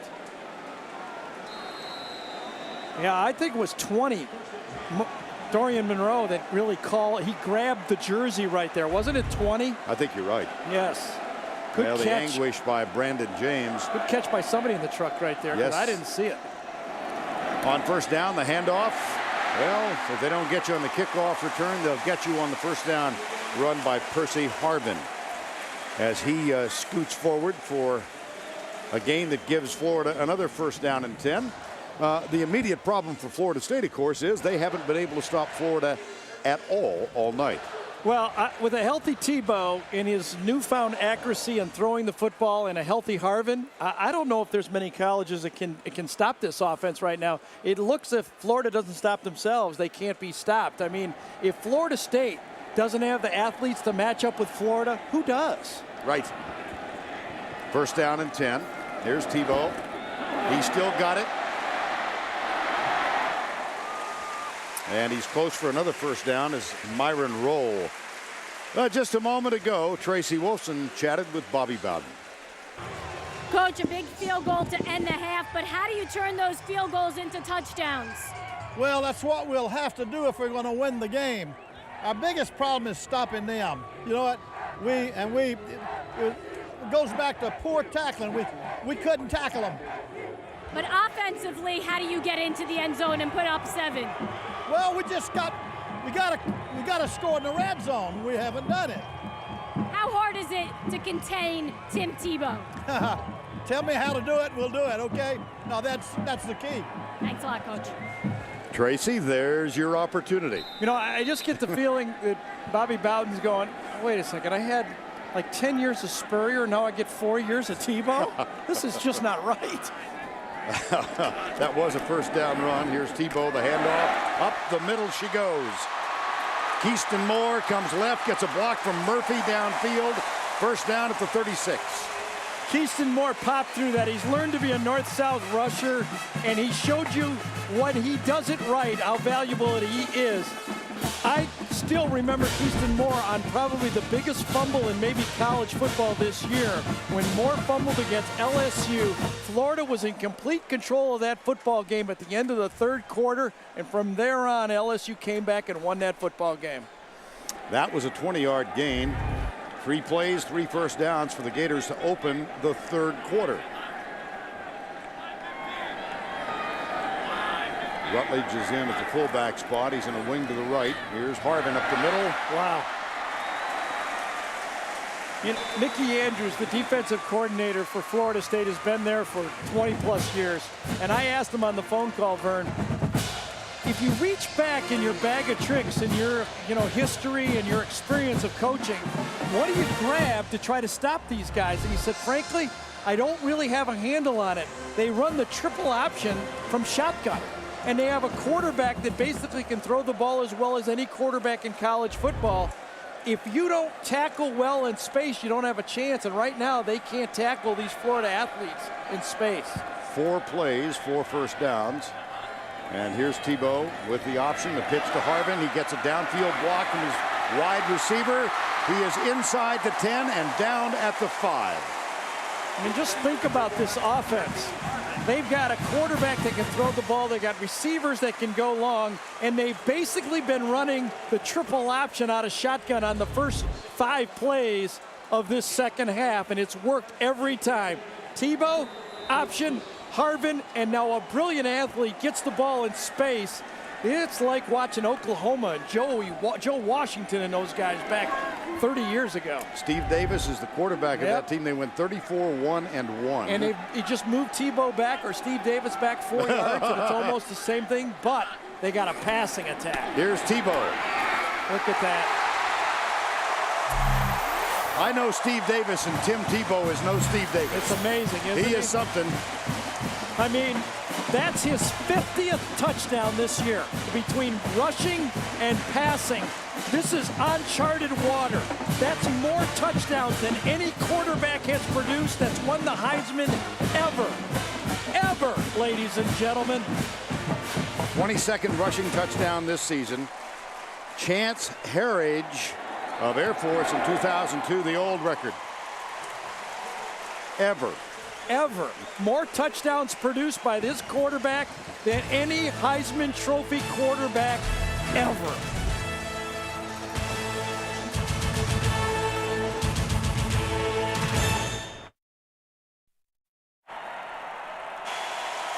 While we were away, Tim Tebow showing a little leadership on the sideline. He's got it all.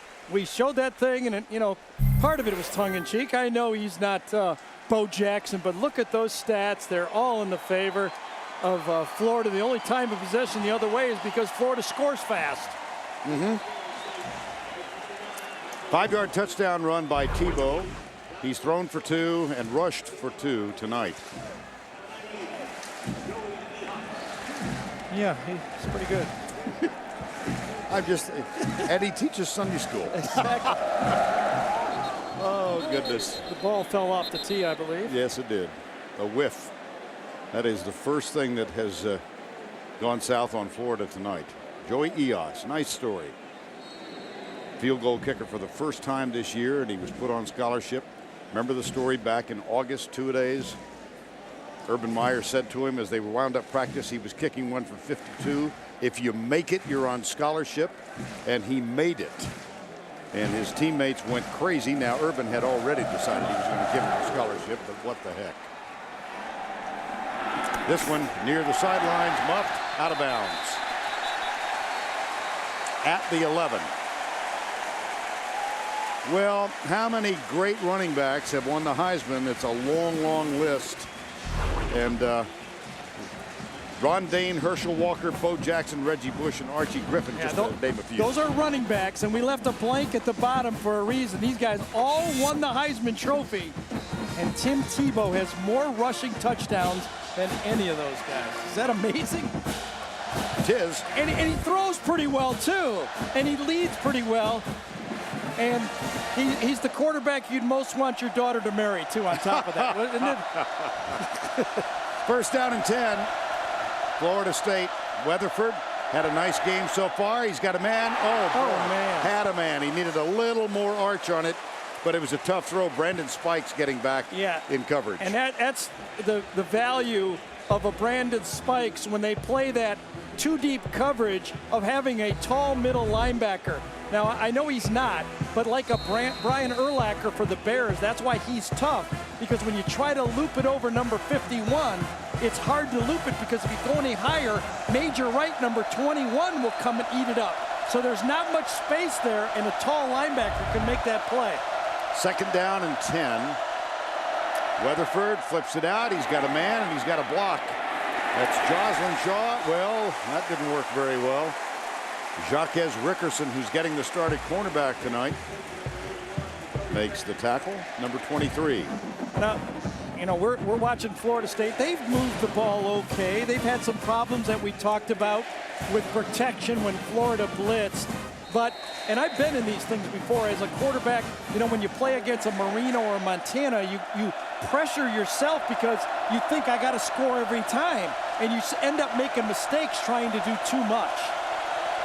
Drew Weatherford telling us earlier in this week that when he was benched, it was a blue period, but he vowed if he ever got the chance, he was going to come back. He was so hard on himself that he wanted to relax, and he has done just that. But he's under some pressure tonight, and that one's incomplete. It'll be fourth down. And out comes number 25.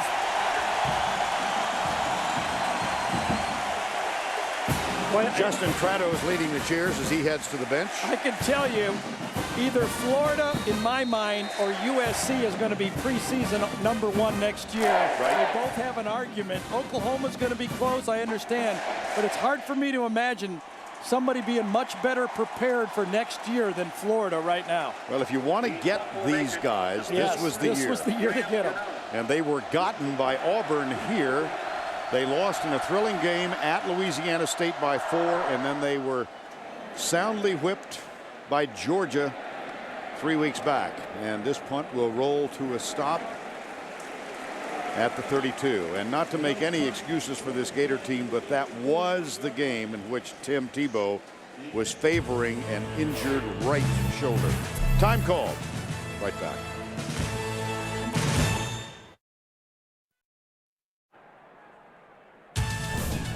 The Home Depot SEC on CBS is sponsored by Wrangler, Coke Zero, Chick-fil-A, and by Allstate.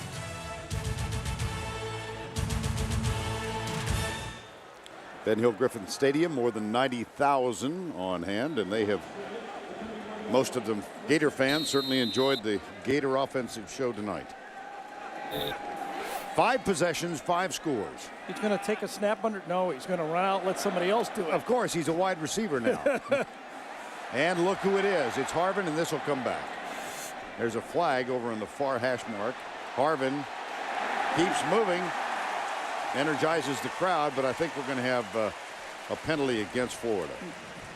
See, even when Florida makes a mistake, they get juice because of the way Harvin finished off that play right there. Here's Steve Shaw.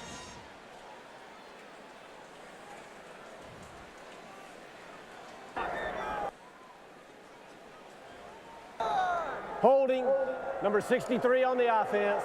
10-yard penalty from the previous spot. Repeat first down. That is Jim Tart, the left guard. And it's time now for the trivia question of the night. Duck exit. Who are the only quarterbacks to win the Heisman Trophy with 3 or more losses? Okay. I think I can. You think so? Can I say it yet? No, Really? Just 2? no. Why? Keep it we in your lose pocket. the sponsor or something? They've been with us 15 years. You can't blow the question in 30 seconds. It's drama. First down. 31-12 is the score. Tebow rifles it on a line. It's up to the 36-yard line. Cornelius Ingram, that's a 14-yard gain. And that's the first pass of the third quarter for Tim Tebow. If you have a chance to get Tebow, you better get him early. Look at this. Ingram, it's a basic dig route from a different formation. Dig means one receiver goes across the field at 10 to 12 yards. The next receiver goes across the field at 12 to 15 yards. It's been in as long as there was football, that dig route. Second down and 5. Little pressure, but the pass complete. That'll be another first down. Now let's go back to the studio for this Liberty Mutual update. Here's Tim Brendo.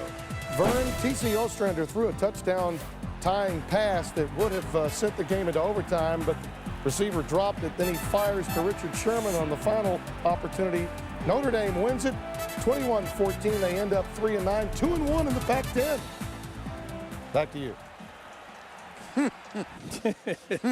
It's not good news for the Pac-10. No, that is not good news. And Oregon losing the last report we had to UCLA, which, like we said last night, you wouldn't want to play Southern Cal right now, just like you don't want to play Florida. How about this one? That's a one-hopper. Yeah, he had Lewis Orr wide open, 2 for a touchdown. He had a guy going right down the middle. You know, the Florida State players on defense now are looking over to their coach and going, what should we do? We have no idea what offense to stop. They came out last time and ran the triple option. Now they've come out and run the Hawaii offense with receivers all over the field. And that's the problem. You got to get lined up. You got to tackle a tough quarterback, and then you got to cover these receivers who are very skilled. It's a tough chore. The only way to do it is to cut the head off the snake. And that's the snake right there. Oh, boy. Second down and 10. Quarterback draw. This one not as effective. It'll be third down and 8. Tackle made by Paul Griffin, number 54. Well, Tebow has run 8 times for 77 yards, 2 touchdowns. And he's also been very effective through the air, 12 of 18 for 160. Griffin out, 3rd and 8. I think you got to come after him. They ran that one. Remember, they ran that one defense where they only rushed 3. Either rush very few or a whole lot. Nothing in between. 3 down right here. The 2 backers come up on the line. It's very few. Yeah. And Tebow, given time, finds his receiver. It's Harvin, and it's Ingram rather, 7 instead of 1. And it will be a first down at the 42-yard line. That's a 13-yard gain. And he just stood in the pocket, looked like he was pitching baseball again, like when he was young. I mean, he gets into the pocket. You're only rushing 3. You got plenty of time to just kind of survey this field. You have to have a spy player right in the middle of the formation. So basically, you're playing 11 against 10 because the spy guy's waiting for you to scramble. And if you don't scramble, you're worthless as a spy. 4 down for Florida State now. Harvin has it. Ankle tackle, or he was loose for a long way. Dakota Watson, number 36. Yesterday when we did our game with Darren McFadden, as we watch another one of these plays that looked just like the wild hog formation, did it? This is what they were doing with McFadden and Felix Jones.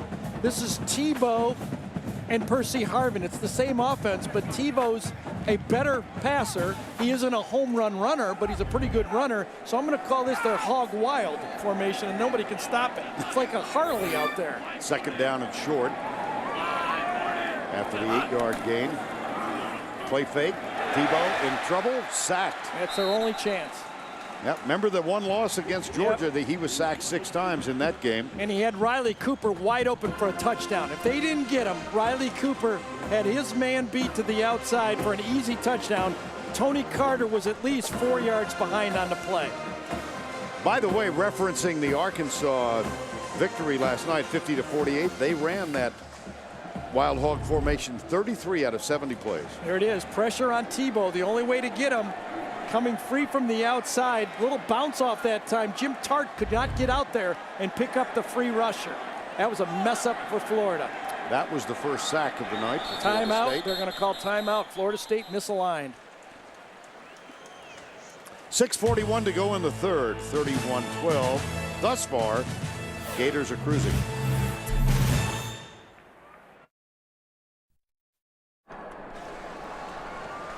Well, at the risk of being found guilty of piling on, it's time now for Red Lobster's Scholar Athlete Award. Guess whom? 3.77 grade point average, a major in family, youth, and community service. Red Lobster's commitment to the investment of our future is shown tonight by donating $1,000 to the University of Florida's General Scholarship Fund.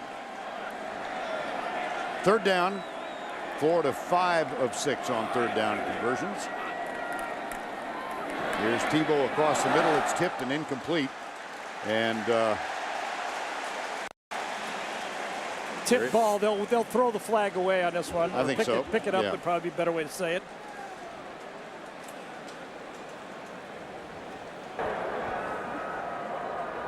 There was no foul on the play. The ball was tipped. It will be 4th down. So that's how you do it. Remember we said cut the head off the snake? A sack and a tip ball. That's really the way you have to do it. That's how you do it in the NFL. When you got a quarterback, the only way to slow these guys down now is by going at the quarterback. Now, it's part of the field right here where you could expect anything from Florida. Well, there's a flag down on the play here. Another one over on the far side. Yeah, it might be an it's probably a get back warning here. Sideline warning, Florida State. That's their first warning. Get the get back coach involved. Yep. Get back warning. See if Florida State plays safe here, because this will be a spot on the field where you could fake it. First punt of the night. This is Chaz Henry. Sends it high. Good coverage downfield. There's Bubba Caldwell. Lewis Murphy. I thought it was Caldwell. It's number 9. And Murphy perches under it. Nice play. Chaz Henry. Yeah, that was all right.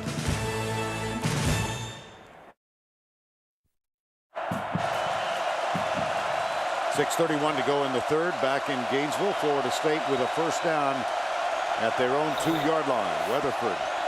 Play fake. Goes deep right side. There's the jump ball and good coverage downfield by Jacquez Rickerson. Greg Carr, the intended receiver.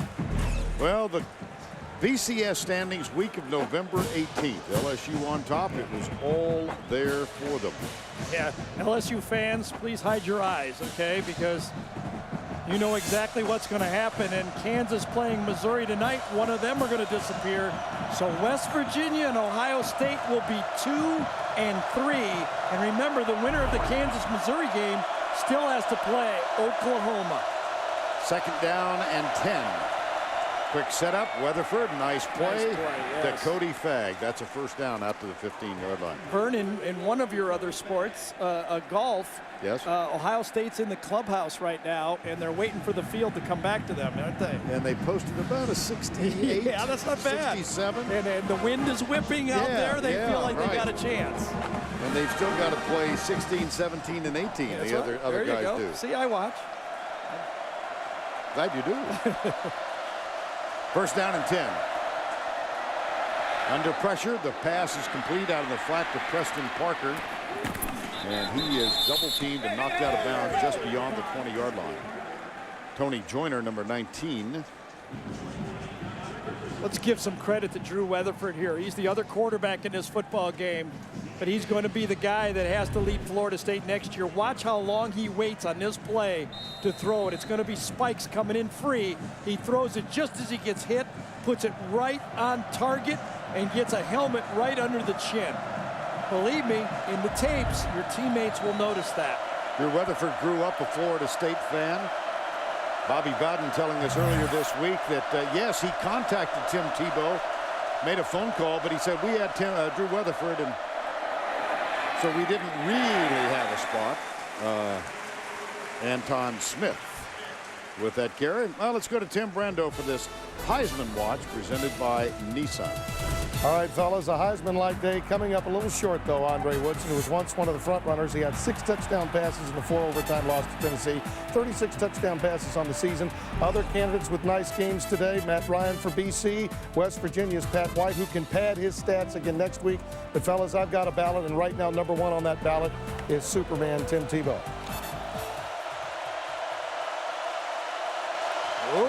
Oh, so anointed by Yes. Tim to Tim. Weatherford deep, caught. Parker, first down out to the 33-yard line. Well, Weatherford's tough. He got sandwiched on that one from behind by Harvey, and in front, boy, and he let it go. And Parker shows you why he's a special football player, going up and getting it. This is two quarterbacks. This is the too good to be true bowl. Two quarterbacks that are too good to be true off the field and pretty good on the field, aren't they, Vern? Yeah.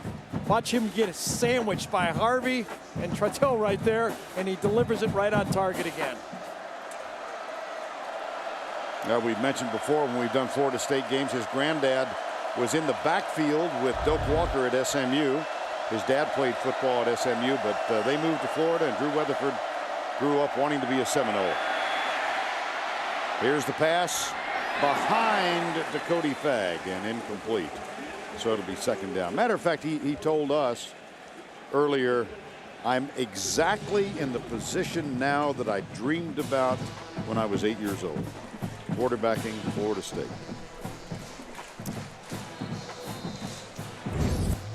Well, there's his granddad, Bill Weatherford, running back, 46, 48, 49. Part of the team that helped Doak Walker win the Heisman as a junior.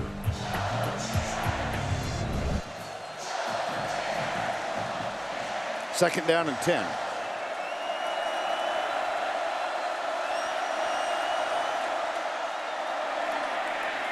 There's the handoff, or rather the Weatherford keeper, and he's out to the 37-yard line.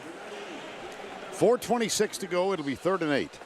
Been watching Tony Joyner out there just kind of direct this defense. He's been moving those young defensive backs around, making sure they're in the right technique. And Tony has lived through a little bit this year, and I think survived it pretty well. And got a nice send-off today, senior day. We watched it, and it was pretty nice watching this guy finish out his career here. Was the co-captain, had that honor taken away from him by Urban Meyer because of a early morning confrontation in a garage parking lot. But Tony Joyner acknowledged very warmly by the fans prior to the game.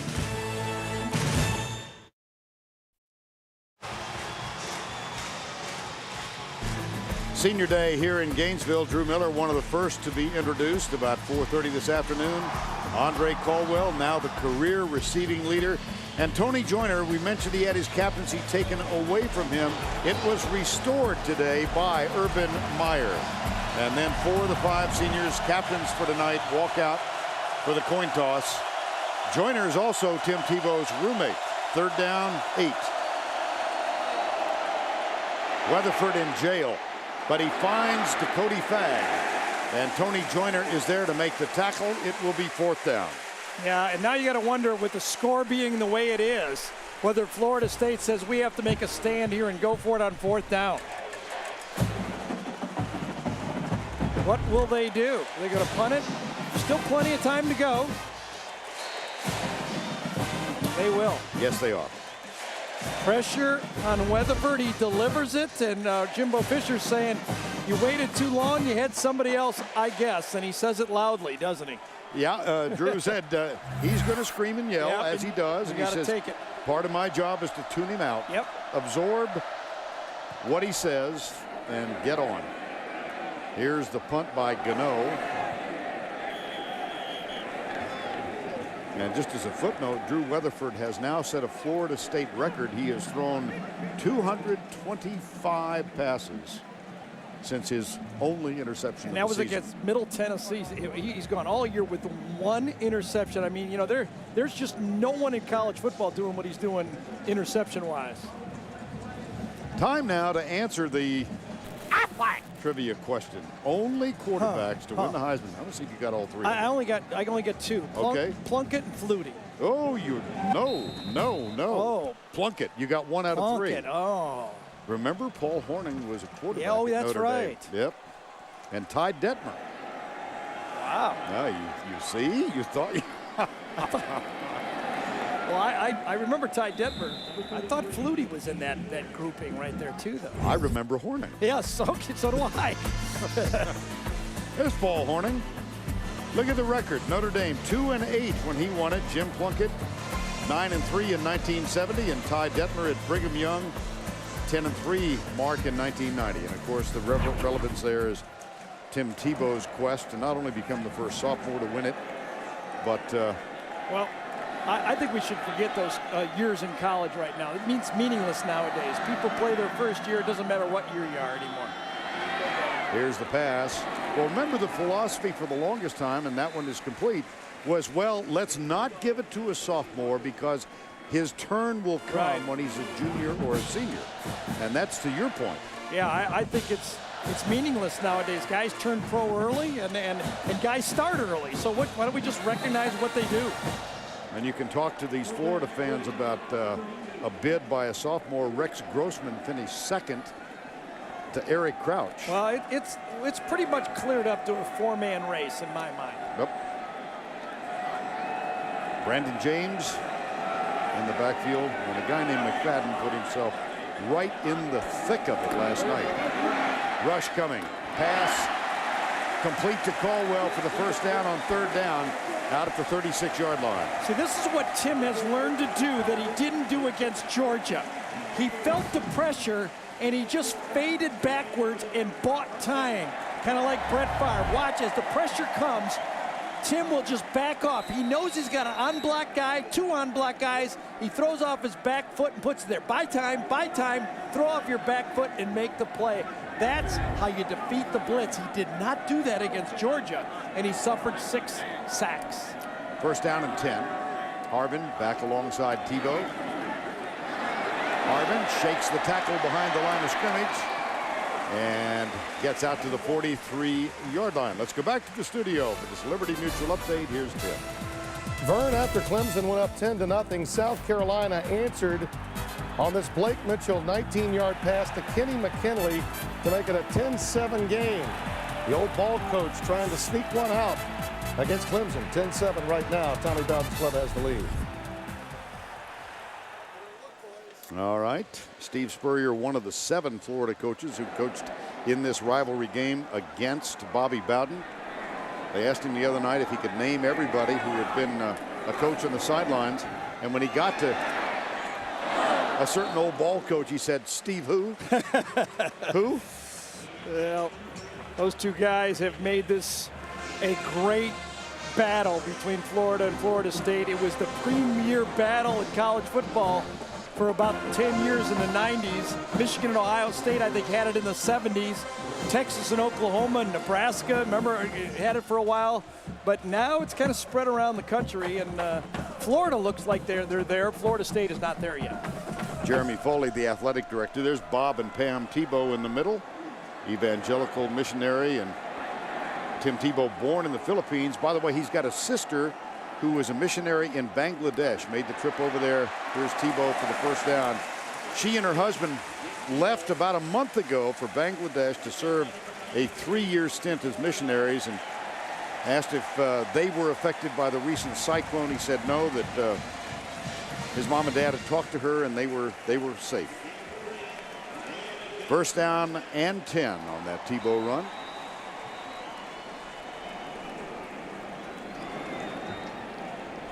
Final 10 seconds, quarter number 3.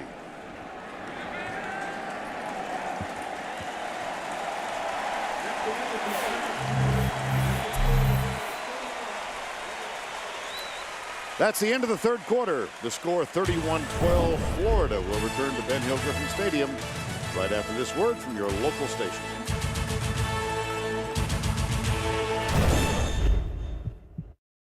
At the end of the third quarter here in Gainesville, they gather and sing, "We Are the Boys." Looks like the Tebow family has learned all the words. Don't forget the 5-star play of the game presented by Wrangler coming up before we leave the air. Tim Tebow has helped the Florida Gators to 412 yards of offense in the first 3 quarters. There's problems. There is a problem, and Harvin avoids the first tackle, but still loses yardage. Nevertheless, this has been an all Florida night so far.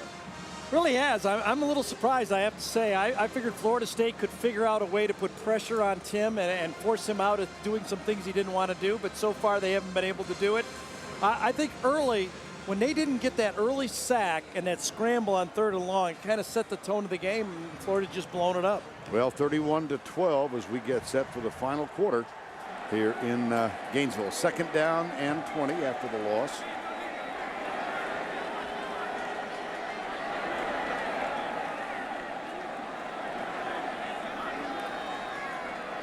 Tebow back, a lot of time, fires it out to Brandon James on the right side, out to the 42-yard line before he is stopped.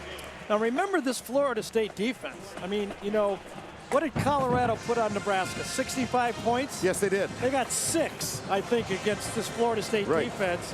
They took the Heisman Trophy away from Matt Ryan, and they bottled up the Alabama offense when Alabama had an offense. Good point.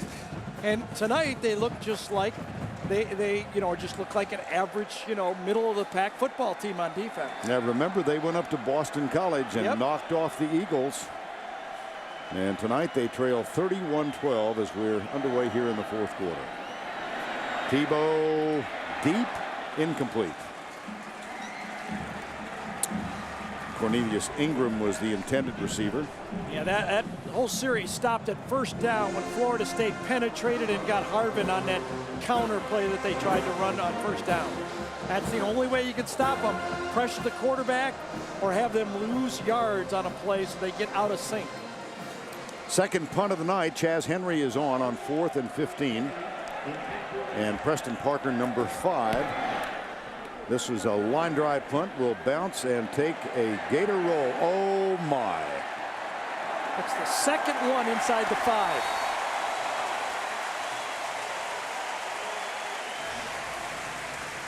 "54-yard punt, about half of that on the roll.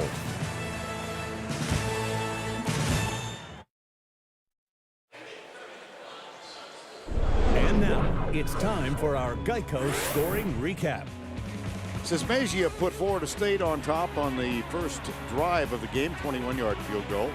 Then Tebow avoided a sack, rumbled 23 yards for his first touchdown run tonight, 7-3 Florida on top. Lewis Murphy on the receiving end of a Tebow pass, 32 yards, it was 14-3. And then Sismagia from 38 yards gives Florida State its 6th point of the ball game. Lewis Murphy, 14-yard reception from Tim Tebow to make it 21-6, and just before halftime, a 60-yard field goal. That was from 28 to set up the 60-yard field goal. Well, I'm going to get there. Too many field goals. Eos from 30. Here it is. 60-yarder. Oh, I knew it was coming. 60-yard field goal to make it 24-12. And then Tim Tebow, 5-yard touchdown run, 31-12. We have run out of field goals. Florida State takes over at their 3-yard line. Well, it's been same old story for Florida State in this game. The last 3 losses, they haven't scored more than 14 points. They're at 12 right now. The last 4 times they've won against Florida, they scored 30-plus points. You can see they have not scored enough points. Parker all the way out to the 17, 18-yard line. Major Wright makes the tackle. That's a quick gain of 15. Special football player. I really, when I watch the tape of Florida State, I see improvement. And when you talk to Jimbo Fisher, he sees it. Bobby Bowden said he sees it. He doesn't know if it can translate yet against this defense, this team, but he sees the improvement. First down and 10. Parker in the backfield. Weatherford incomplete. And for more on Preston Parker, here's Tracy Wolfson. Well, guys, Parker actually grew up a diehard Miami Hurricanes fan, but when it came time to making his decision at a press conference, he threw up 2 hats, Miami and Florida State, and for some reason, he said he grabbed the Seminole hat and put it on his head. He said he was shocked. He shocked everyone. He shocked himself. He didn't know what got into him, but he's happy with his decision. Those involuntary responses will get you in trouble. Second down, 10. Well, it worked out pretty well for him. Didn't it? Weatherford, screen pass. Little inside screen to Cody Fagg, number 81. That'll set up 3rd down and 4. Really is amazing what Drew Weatherford is doing and being able to not turn the football over. You know, of the top 100 throwers in college football, none of them have thrown fewer than 3 interceptions. Drew Weatherford has thrown 1 on the year. And that was a long time ago. Tonight, 30 passes. So he's at 227 without an interception. 227 in succession. Here's Weatherford running for the first down out to the 30-yard line. Brandon Spikes, number 51, with the tackle. ACC record. He's chasing a record that was established earlier this year by Andre Woodson of Kentucky that overlapped last season. Holding, that's going to wipe that run out. Holding, number 5 of the offense. 10-yard penalty from the end of the run. Will repeat 3rd down.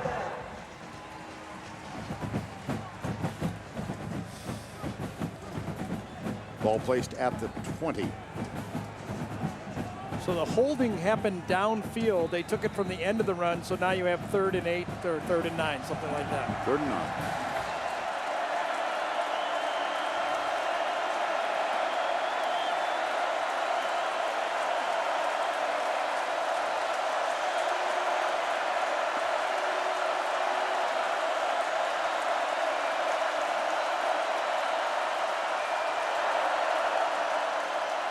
From the outside, blitz coming. Weatherford sacked. 4th down. Jermaine Cunningham, who was encouraging a little crowd participation prior to the snap. This blitz package has been used by Florida all year. At the last second, they send the weak side corner coming from the bottom of the screen right here, and the safeties all rotate out of it like that. Now watch this. Right at the snap, the safeties are moving. They don't pick it up right, and it's been used in the first game against Tennessee and all the way till the last game here against Florida State. Should be ready for it. Graham Gano will punt. Brandon James, who has an 83-yarder for a touchdown off of a punt return, is looking for running room here. Doesn't find it. Yeah, and a couple flags, too. He had a kickoff return wiped out by a penalty earlier in the game. Anytime you reverse your field, you get the guys blocking for you, holding, because the person they're trying to block changes direction, and that's what happens sometimes.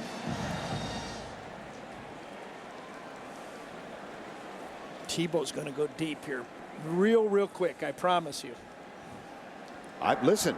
During the return, illegal block in the back, number 2 on the receiving team, 10-yard penalty from the end of the return, 1st and 10. After the game you called yesterday, if you tell me he's going deep, I'm going to perch and get a seat in the end zone. Start looking downfield.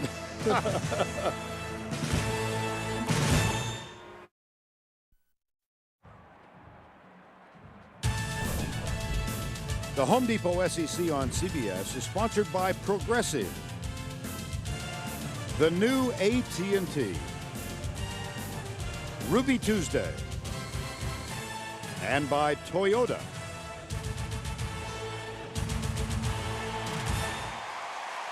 Tonight on CBS, we'll begin with CSI Miami, followed by CSI New York, and then 48 Hours Mystery. Ben Hill Griffin Stadium, Gainesville. 52nd meeting between Florida and Florida State. We're early in the 4th quarter, and it's been all Gators so far. That one caught short. That's a modest gain of a couple of yards. Lewis Murphy, and he's nailed by Geno Hayes, number 10. Florida State was sitting back very deep in their zone this time. 2 deep safeties. Geno Hayes follows one crossing guy, and then he gets the next crossing guy sitting in the zone. That worked very well. Now, how do you counter that? You come back to that option offense? We will see. 2nd down, 8. 31-12. Tebow, you see, 192 yards throwing the football. He's also rushed for 77 tonight. Brandon James along his side. James has it. Slips a tackle. 1st down at the 45-yard line. See, the counter to the zone, the deep zone defense, when they drop everybody, is to run the wishbone plays, basically, from shotgun.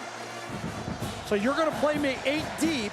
We're going to line up wide, bring a guy in motion, and we're basically going to run the wishbone. Hand off. They don't even block the end guy on the line of scrimmage over here, and they run the ball.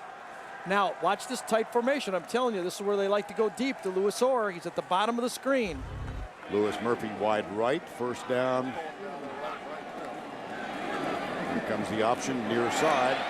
Ooh, Tebow took a pretty good hit up high. Guion.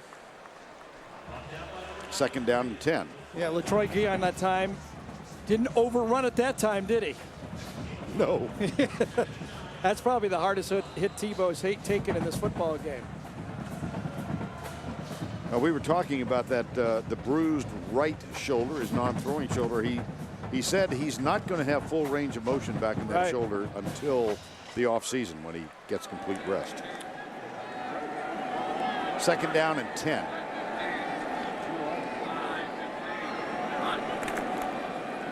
Harbin. So many weapons. And Harbin, who's over 100 yards rushing now, he's up to 132. Same formula. Dan Mullen sees the look. See, he sees these 2 safeties deep. He sees 5 across right here, and he says, all right, you want to do that against me? I'm going to run inside. I'm going to run our type of veer offense. And when you move a safety up, that's when I'm going to run my play action pass and throw the ball downfield. It's really not that difficult to call. It might be difficult to execute. Execute's a different matter. Yes, yeah. Well, they're moved up now. Right. And here comes the blitz. And here comes the deep ball. And there it is. Andre Caldwell, touchdown.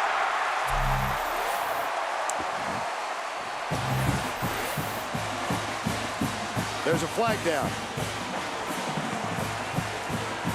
Yeah, they've called a 15-yard penalty for unfair offense. You got too many weapons. You know, you and I are going to do these broadcasts long enough to see Urban Meyer smile sometime. That's right. That was pretty easy, though. I mean, you knew they were going to go deep. It was just a matter of time till the look got there. You could see the look, and Dan Mullen's been calling these plays long enough to know when to pull the trigger, but it was coming. You knew it was coming. Unsportsmanlike conduct, number 5 on the offense. That 15-yard penalty will be enforced on the kickoff. Hey, on senior day, I think you let it ride. Yeah, no kidding. I don't even think Urban can get upset on that one. Look at Tebow. He's popping all over the sideline. Extra point coming now. Tebow throws another. Andre Caldwell, the all-time leading receiver in the history of this university's football program. He exceeded the mark held for 39 years by Carlos Alvarez. And Tim Tebow throws another. It's 38-12.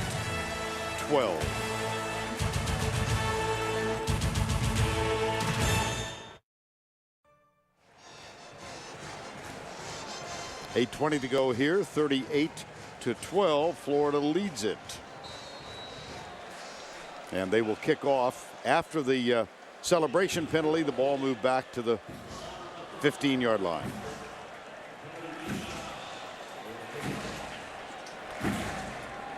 Preston Parker,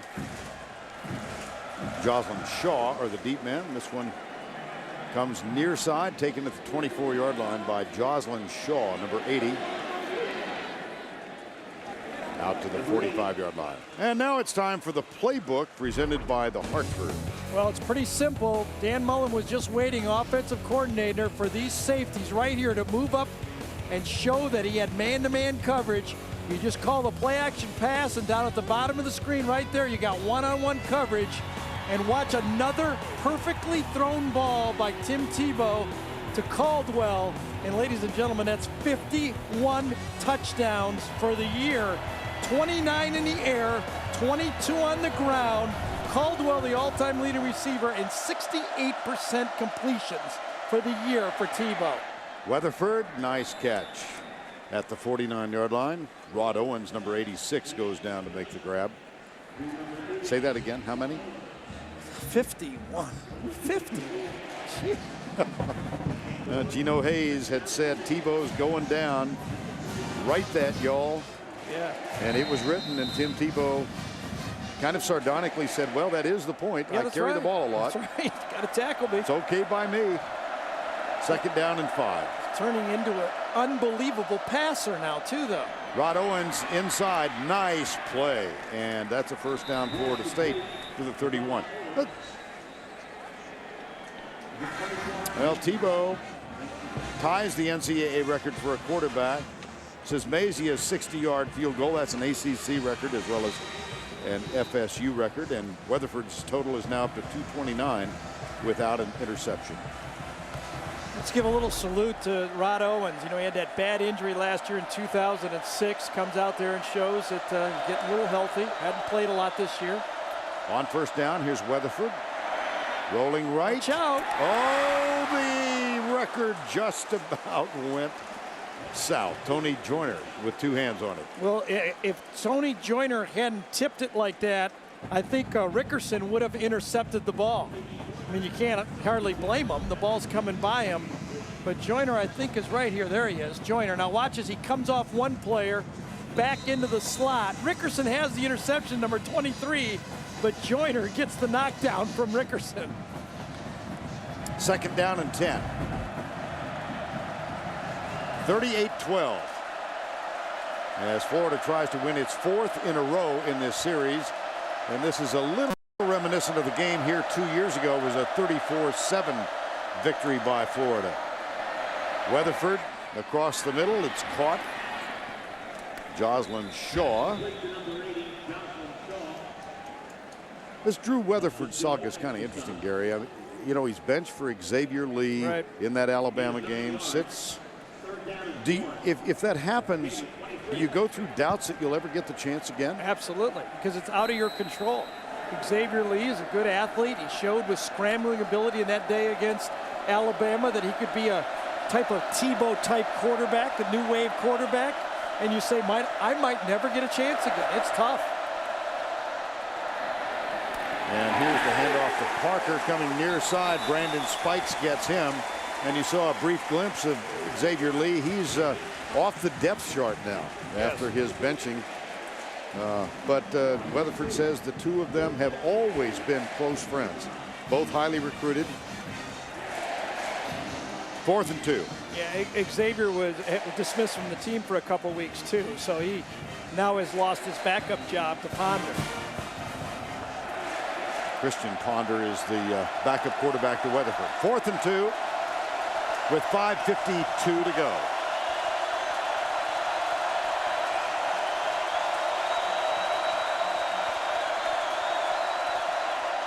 Toss, Parker goes right, Joyner Got him.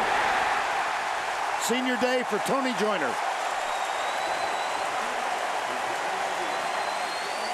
Let's give some credit to that Florida defense now, Vern. They've got a lot of points on them, LSU, Kentucky, and Georgia, but today they're pitching a touchdown shutout. Toyota presents Heroes of the Fall. It was 1997. We're playing Florida State, and they're #1 in the country. They beat us. They're probably playing in the national championship. Janikowski puts Florida State ahead, makes a mockery of our university, and Coach drew something up on his card and asked everybody that we understand, and we all said yeah. Then we got in the huddle, and I asked everybody, we know what we're doing, and I remember Jock Wes looking at me and goes, I've got no idea what we're doing. So we get to the line, and Jock Wes runs a great curl and go. Ball falls right in there, and we get it down there on the 20-yard line, hand off the ball to Fred, and Fred take care of the rest. It was a great win for Florida. To be able to knock off the #1 team in the way we did it was pretty special. Toyota, moving forward.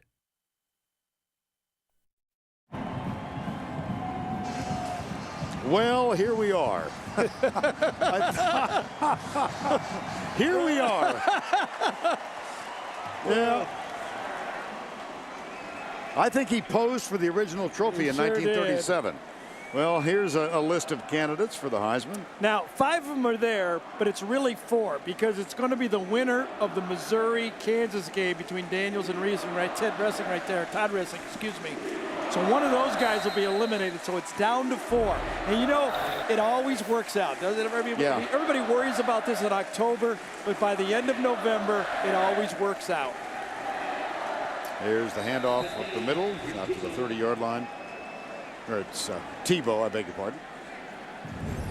Well, Darren McFadden had that 321-yard day against South Carolina to equal a Southeast Conference record, and then yesterday he was dazzling. Yes, South Carolina's had a tough time stopping the run, but I'm more impressed with the 206 and all the plays he played at quarterback against LSU to knock off the #1 team. He definitely, when you look at the ballot, you definitely have to think, should I vote McFadden? Cold bread, you know, I mean, look what's happening here. You definitely have a race now, and in Tebow, no one's done what Tebow has done before. Look at that play. They tried to put a hit on him that time and couldn't do it. There he goes. Can you imagine a quarterback doing that to Florida State? A quarterback. Oh, you run out of superlatives. Tebow going left. This is his 13th carry for 89 yards. He's rushed for 2 touchdowns. That's his mom Pam on the left, his dad Bob. 2 of the boys, Peter and Robbie, are here tonight, and the sister, as we've mentioned, is on a mission in Bangladesh. This one will come back. The flag was thrown pre-snap.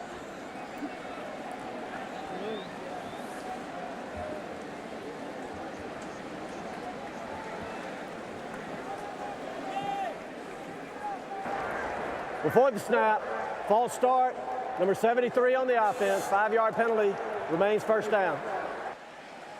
That's Carlton Metter. Tonight on CBS, once this game is put to bed, CSI Miami followed by CSI New York. And 48 Hours Mystery. That's the lineup tonight on CBS. That is the 11th penalty against the Gators.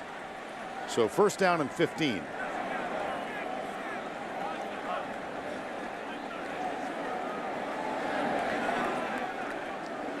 Harvin in the slot, gets the pass, comes right, watch out, watch out.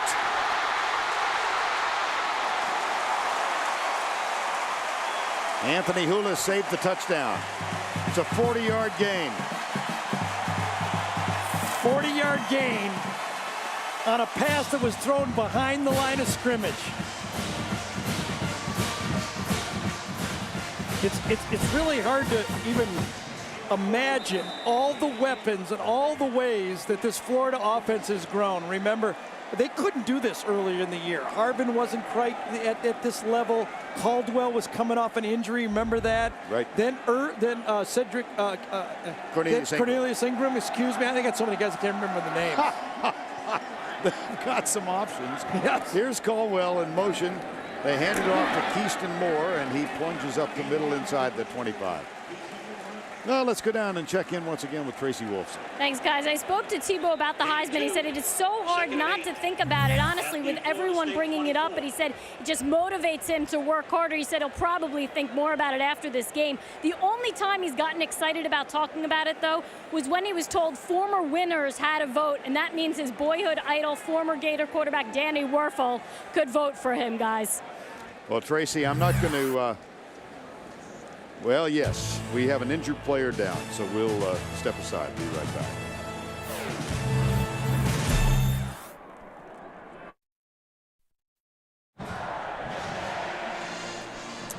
Darius McClure was the injured player, but he was helped to his feet, then trotted off unaided.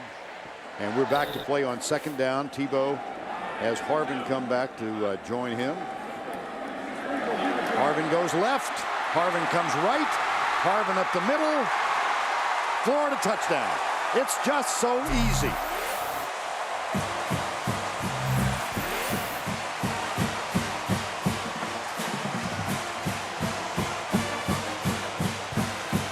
Or looks that way. I've really never seen anything like this. Harvin's a sophomore. Tebow's a sophomore. Right. Murphy's a junior. Ingram's a junior. That's what we were saying. There are only two starters on this offense who are seniors. Caldwell and Metter. And Drew Miller. That's right, three. Oh, that's terrible. That's no big deal. 3. 2 is amazing. 3. Some fantastic, and I'm saying they're preseason number 1.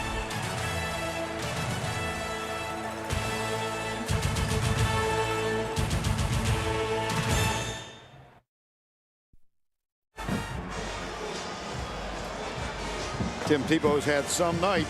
He can also high jump. He's got it, doesn't he, Vern? He's got it, and he's got stats, and he's got a high-profile program. Look at those numbers tonight. Ruby Tuesday player of the game. Look at that, 262 through the air, 89 on the ground, 5 touchdowns. Pretty good bid. Yeah, and that doesn't even count who Urban Meyer says is our Reggie Bush, Percy Harvin. 16 carries for 157 yards. And I want to say something about Tony Joyner and Urban Meyer. I really salute Urban Meyer saying, you know what, you did something wrong, I punished you, but I'm going to give you back your captaincy. I thought that was great, and he's going to earn a lot of respect from his team for doing that. Here's the kickoff taken by Joslin Shaw. Well, he's got a lane down the right side. Finally knocked out of bounds by Major Wright. Now it's time for the 5-star play of the game presented by Wrangler. This was some time ago. Here's Mick Huber of the Florida Radio Network. Tebow takes the snap on a rocker step, in some trouble. Eludes pressure, going to run the ball to the 20, to the 15, to the 10, to the 5, and he's in! Touchdown! Oh my! Tim Tebow touchdown on a miraculous escape for a touchdown run. Tim Tebow grew up wanting to be a Gator. Remember, I met him for the first time when he was on his official recruiting visit to Alabama, Mike Shula. Wow. They finished second. Here's Weatherford back. In trouble. Goes right, he's down. Moses Jenkins, number 36, with the sack. And Mike Shula tells the story about coming to Tebow's house Christmas. And he said he walked up to the front door and the Christmas tree, the ornaments all were gators. He's trying to recruit them. Yeah, and the Christmas tree had gators inside. He said, I thought it was a long shot. Well, he couldn't have gone to a better school to take advantage of his skills with this offense. And high school coaches all over the country are going to be looking for Tim Tebows to play this position. There just aren't that many. Here's Weatherford. Oh, did he get rocked? Did he get rocked? And now Florida next year will reload with all these freshman defensive linemen and these freshman defensive backs and all these, only 2 on defense and 3 on offense, and they're going to get bigger and stronger. And you know, the other thing about Florida is, I think emotionally, what they went through last year going for the national championship is kind of what LSU went through this year. They had all those tight games. They finished very late. Then they started their offseason program. They had to get Tebow ready to play quarterback. They need an emotional break from football, and I think that'll be richly deserved now. 3rd and 17. 45-12. Deep into double coverage. Incomplete, so the streak is intact for Drew Weatherford. Well, doubleheader for you tomorrow. The NFL on CBS. 4 games early. Lead game is Oakland to Kansas City. 2 games late. Lead game Denver at Chicago. And it all begins with the NFL Today. James Brown and the group. And a special story tomorrow night with Everson Walls and Sean Springs. Ron Springs' dad. Ron Springs' life has taken a turn for the worse after the transplant. The donated kidney from Everson Walls. He is in a coma in Dallas-Fort Worth. And his son, Sean, will talk about that on the NFL Today tomorrow. 4th and 17. Weatherford deep left side. Incomplete. Ball will go over on downs. Another reminder tonight on CBS. We'll begin with the CSI Miami, followed by CSI New York, and then 48 Hours Mystery. We are 148 away from that. This is Gator country. Florida's only lost under Urban Meyer 1 home game in 3 years to Auburn. Remember that football game changed the whole makeup of the SEC this year when he lost that football game at home to Auburn on that double kick by the freshman kicker. 2 kicks after the timeout. And how about this? Florida's next game might be against their old coach, Ron Zook, in Illinois in a bowl game. Would that be fun to watch? Could happen. Well, they'll take a knee. They lost at home to Auburn 17-20. Look at this.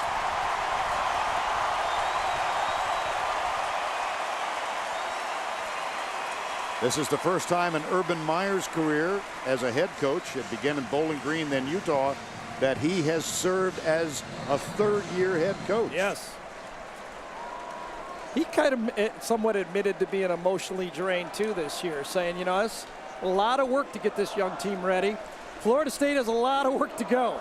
They still are not where they were or where they want to be. 1:05 to go. Well, among the great games we've been privileged to broadcast this year, the LSU-Florida game in prime time down in Baton Rouge. And this Florida team, as you look at the long faces of the guys from Tallahassee, this Florida team had the lead in that game, and Les Miles goes for 4th down conversions 5 times and passes a sure-tying field goal. If this Florida team makes one of those stops, Gary, they might be the team that's you bet. In Atlanta. 3rd and 12. As it is, we'll see Tennessee and LSU next Saturday. Florida puts 540-plus yards on the board today. Tebow 19 of 28 for 262, 3 touchdowns. He rushed 13 times for 89 yards and 2 touchdowns. And the regular season is over. As they would say in November, a year from now, it's in the hands of the voters. It's going to be hard to forget this one. Bobby Bowden and Urban Meyer with a quick exchange of pleasantries at midfield. Tim Tebow made a strong bid for that Heisman Trophy tonight. 45-12 is the final. We'll begin tonight with CSI Miami, CSI New York, and 48 Hours Mystery. Except for those of you on the West Coast, Tim Brando will be along with the Scoreboard Show. For Tracy Wolfson and Gary Danielson, Vern Lundquist, good night from Gainesville. We'll see you in Hotlanta.